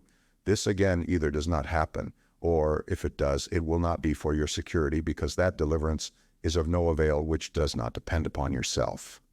Those only are reliable, certain, and durable that depend on yourself and your valor. Chapter 5. What fortune can effect in human affairs and how to withstand her. It is not unknown to me how many men have had, and still have, the opinion that the affairs of the world are in such wise, governed by fortune and by God, that men with their wisdom cannot direct them, and that no one can even help them. And because of this, they would have us believe that it is not necessary to labor much in affairs, but to let chance govern them. This opinion has been more credited in our times because of the great changes in affairs which have been seen, and may still be seen, every day beyond all human conjecture. Sometimes pondering over this, I am in some degree inclined to their opinion. Nevertheless, not to extinguish our free will, I hold it to be true that fortune is the arbiter of one half of our actions, but that she still leaves us to direct the other half, or perhaps a little less. Then Frederick the Great was accustomed to say, "The older one gets the more convinced one becomes that His Majesty King Chance does 3/4 of the business of this miserable universe." Sorrel's Eastern Question. I compare her to one of those raging rivers which, when in flood, overflows the plains, sweeping away trees and buildings, bearing away the soil. From place to place, everything flies before it, all yield to its violence, without being able in any way to withstand it. And yet, though its nature be such, it does not follow, therefore, that men, when the weather becomes fair, shall not make provision both with defenses and barriers in such a manner that, rising again, the waters may pass away by canal, and their force be neither so unrestrained nor so dangerous. So it happens with fortune, who shows her power where valor has not prepared to resist her, and thither she turns her forces where she knows that barriers and defenses have not been raised to constrain her. And if you will consider Italy, which is the seat of these changes, and which has given to them their impulse, you will see it to be an open country without barriers and without any defense. For if it had been defended by proper valor, as are Germany, Spain, and France, either this invasion would not have made the great changes it has made, or it would not have come at all. And this I consider enough to say concerning resistance to fortune in general. But confining myself more to the particular, I say that a prince may be seen happy today and ruined tomorrow without having shown any change of disposition or character. This, I believe, arises firstly from causes that have already been discussed at length, namely that the prince who relies entirely on fortune is lost when it changes. I believe also that he will be successful who directs his actions according to the spirit of the times, and that he whose actions do not accord with the times will not be successful, because men are seen in affairs that lead to the end which every man has before him, namely glory and riches, to get there by various methods, one with caution, another with haste, one by force, another by skill, one by patience, another by its opposite, and each one succeeds in reaching the goal by a different method. One can also see of two cautious men, the one attain his end, the other fail. And similarly, two men by different observances are equally successful, the one being cautious, the other impetuous. All this arises from nothing else than whether or not they conform in their methods to the spirit of the times. This follows from what I have said, that two men working differently bring about the same effect, and of two working similarly, one attains his object, and the other does not. Changes in a state also issue from this, for if to one who governs himself with caution and patience, times and affairs converge in such a way that his administration is successful, his fortune is made. But if times and affairs change, he is ruined if he does not change his course of action.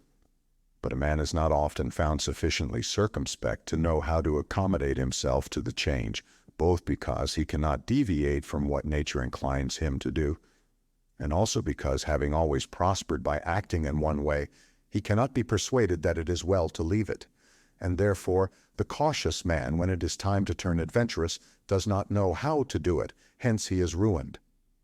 But had he changed his conduct with the times, fortune would not have changed. Pope Julius II went to work impetuously in all his affairs, and found the times and circumstances conform so well to that line of action that he always met with success. Consider his first enterprise against Bologna, Messer Giovanni Bentivogli being still alive. The Venetians were not agreeable to it, nor was the King of Spain, and he had the enterprise still under discussion with the King of France. Nevertheless, he personally entered upon the expedition with his accustomed boldness and energy, a move which made Spain and the Venetians stand irresolute and passive, the latter from fear, the former from desire to recover the kingdom of Naples. On the other hand, he drew after him the king of France, because that king, having observed the movement and desiring to make the Pope his friend so as to humble the Venetians, found it impossible to refuse him. Therefore Julius with his impetuous action accomplished what no other pontiff with simple human wisdom could have done, for if he had waited in Rome until he could get away, with his plans arranged and everything fixed as any other pontiff would have done, he would never have succeeded, because the King of France would have made 1,000 excuses, and the others would have raised 1,000 fears. We'll leave his other actions alone, as they were all alike, and they all succeeded, for the shortness of his life did not let him experience the contrary. But if circumstances had arisen which required him to go cautiously, his ruin would have followed, because he would never have deviated from those ways to which nature inclined him. I conclude, therefore, that fortune being changeful and mankind steadfast in their ways, so long as the two are in agreement, men are successful, but unsuccessful when they fall out. For my part, I consider that it is better to be adventurous than cautious, because fortune is a woman, and if you wish to keep her under it is necessary to beat and ill-use her, and it is seen that she allows herself to be mastered by the adventurous rather than by those who go to work more coldly. She is therefore always, woman-like, a lover of young men, because they are less cautious, more violent, and with more audacity command her. Chapter 16. An exhortation to liberate Italy from the barbarians. Having carefully considered the subject of the above discourses, and wondering within myself whether the present times were propitious to a new prince, and whether there were elements that would give an opportunity to a wise and virtuous one to introduce a new order of things which would do honor to him and good to the people of this country, it appears to me that so many things concur to favor a new prince that I never knew a time more fit than the present. And if, as I said, it was necessary that the people of Israel should be captive so as to make manifest the ability of Moses, that the Persians should be oppressed by the Medes so as to discover the greatness of the soul of Cyrus, and that the Athenians should be dispersed to illustrate the capabilities of Theseus, then at the present time, in order to discover the virtue of an Italian spirit, it was necessary that Italy should be reduced to the extremity that she is now in, that she should be more enslaved than the Hebrews, more oppressed than the Persians, more scattered than the Athenians, without head, without order, beaten, despoiled, torn, overrun, and to have endured every kind of desolation. Although lately some spark may have been shown by one which made us think he was ordained by God for our redemption, nevertheless it was afterwards seen in the height of his career that fortune rejected him, so that Italy, left as without life, waits for him who shall yet heal her wounds and put an end to the ravaging and plundering of Lombardy, to the swindling and taxing of the kingdom and of Tuscany, and cleanse those sores that for long have festered. It is seen how she entreats God to send someone who shall deliver her from these wrongs and barbarous insolencies. 'Tis seen also that she's ready and willing to follow a banner if only someone will raise it. Nor is there to be seen at present one in whom she can place more hope than in your illustrious house, not with its valor and fortune, favored by God and by the church of which it is now the chief, and which could be made the head of this redemption. This will not be difficult if you will recall to yourself the actions and lives of the men I have named. And although they were great and wonderful men, yet they were men, and each one of them had no more opportunity than the present offers, for their enterprises were neither more just nor easier than this, nor was God more their friend than he is yours, Giuliano de Medici. He had just been created a cardinal by Leo VI. In 1523, Giuliano was elected pope and took the title of Clement VII. With us there is great justice, because that war is just which is necessary, and arms are hallowed when there is no other hope but in them. Here there is the greatest willingness, and where the willingness is great, the difficulties cannot be great if you will only follow those men to whom I have directed your attention. Further than this, how extraordinarily the ways of God have been manifested beyond example. The sea is divided, a cloud has led the way, the rock has poured forth water, it has rained manna. Everything has contributed to your greatness. You ought to do the rest. God is not willing to do everything, and thus take away our free will and that share of glory which belongs to us. And it is not to be wondered at if none of the above-named Italians have been able to accomplish all that is expected from your illustrious house, and if in so many revolutions in Italy and in so many campaigns it has always appeared as if military virtue were exhausted. This has happened because the old order of things was not good, and none of us have known how to find a new one. And nothing honors a man more than to establish new laws and new ordinances when he himself was newly risen. Such things, when they are well-founded and dignified, will make him revered and admired, and in Italy there are not wanting opportunities to bring such into use in every form. Here there is great valor in the limbs, whilst it fails in the head. Look attentively at the duels and the hand-to-hand combats, how superior the Italians are in strength, dexterity, and subtlety. But when it comes to armies, they do not bear comparison, and this springs entirely from the insufficiency of the leaders, since those who are capable are not obedient, and each one seems to himself to know, there having never been anyone so distinguished above the rest, either by valor or fortune, that others would yield to him. Hence it is that for so long a time, and during so much fighting in the past 20 years, whenever there has been an army wholly Italian, it has always given a poor account of itself. The first witness to this is Il Taro, afterwards Alessandria, Capua, Genoa, Vaila, Bologna, Mestre. The battles of Il Taro, 1495, Alessandria, 1499, Capua, 1501, Genoa, 1507, Vaila, 1509, Bologna, 1511, Mestre, 1513. If therefore your illustrious house wishes to follow these remarkable men who have redeemed their country, it is necessary before all things, as a true foundation for every enterprise, to be provided with your own forces, because there can be no more faithful, truer, or better soldiers, and although singly they are good, altogether they will be much better when they find themselves commanded by their prince, honored by him, and maintained at his expense. Therefore it is necessary to be prepared with such arms so that you can be defended against foreigners by Italian valor. And although Swiss and Spanish infantry may be considered very formidable, nevertheless there is a defect in both, by reason of which a third order would not only be able to oppose them, but might be relied upon to overthrow them. For the Spaniards cannot resist cavalry, and the Switzers are afraid of infantry whenever they encounter them in close combat. Owing to this, as has been and may again be seen, the Spaniards are unable to resist French cavalry, and the Switzers are overthrown by Spanish infantry. And although a complete proof of this latter cannot be shown, nevertheless there was some evidence of it at the Battle of Ravenna, when the Spanish infantry were confronted by German battalions, who followed the same tactics as the Swiss, when the Spaniards, by agility of body and with the aid of their shields, got in under the pikes of the Germans and stood out of danger, able to attack while the Germans stood helpless, and if the cavalry had not dashed up, all would have been over with them. It is possible, therefore, knowing the defects of both these infantries, to invent a new one which will resist cavalry and not be afraid of infantry. This need not create a new order of arms, but a variation upon the old. And these are the kind of improvements which confer reputation and power upon a new prince. This opportunity, therefore, ought not to be allowed to pass for letting Italy at last see her liberator appear.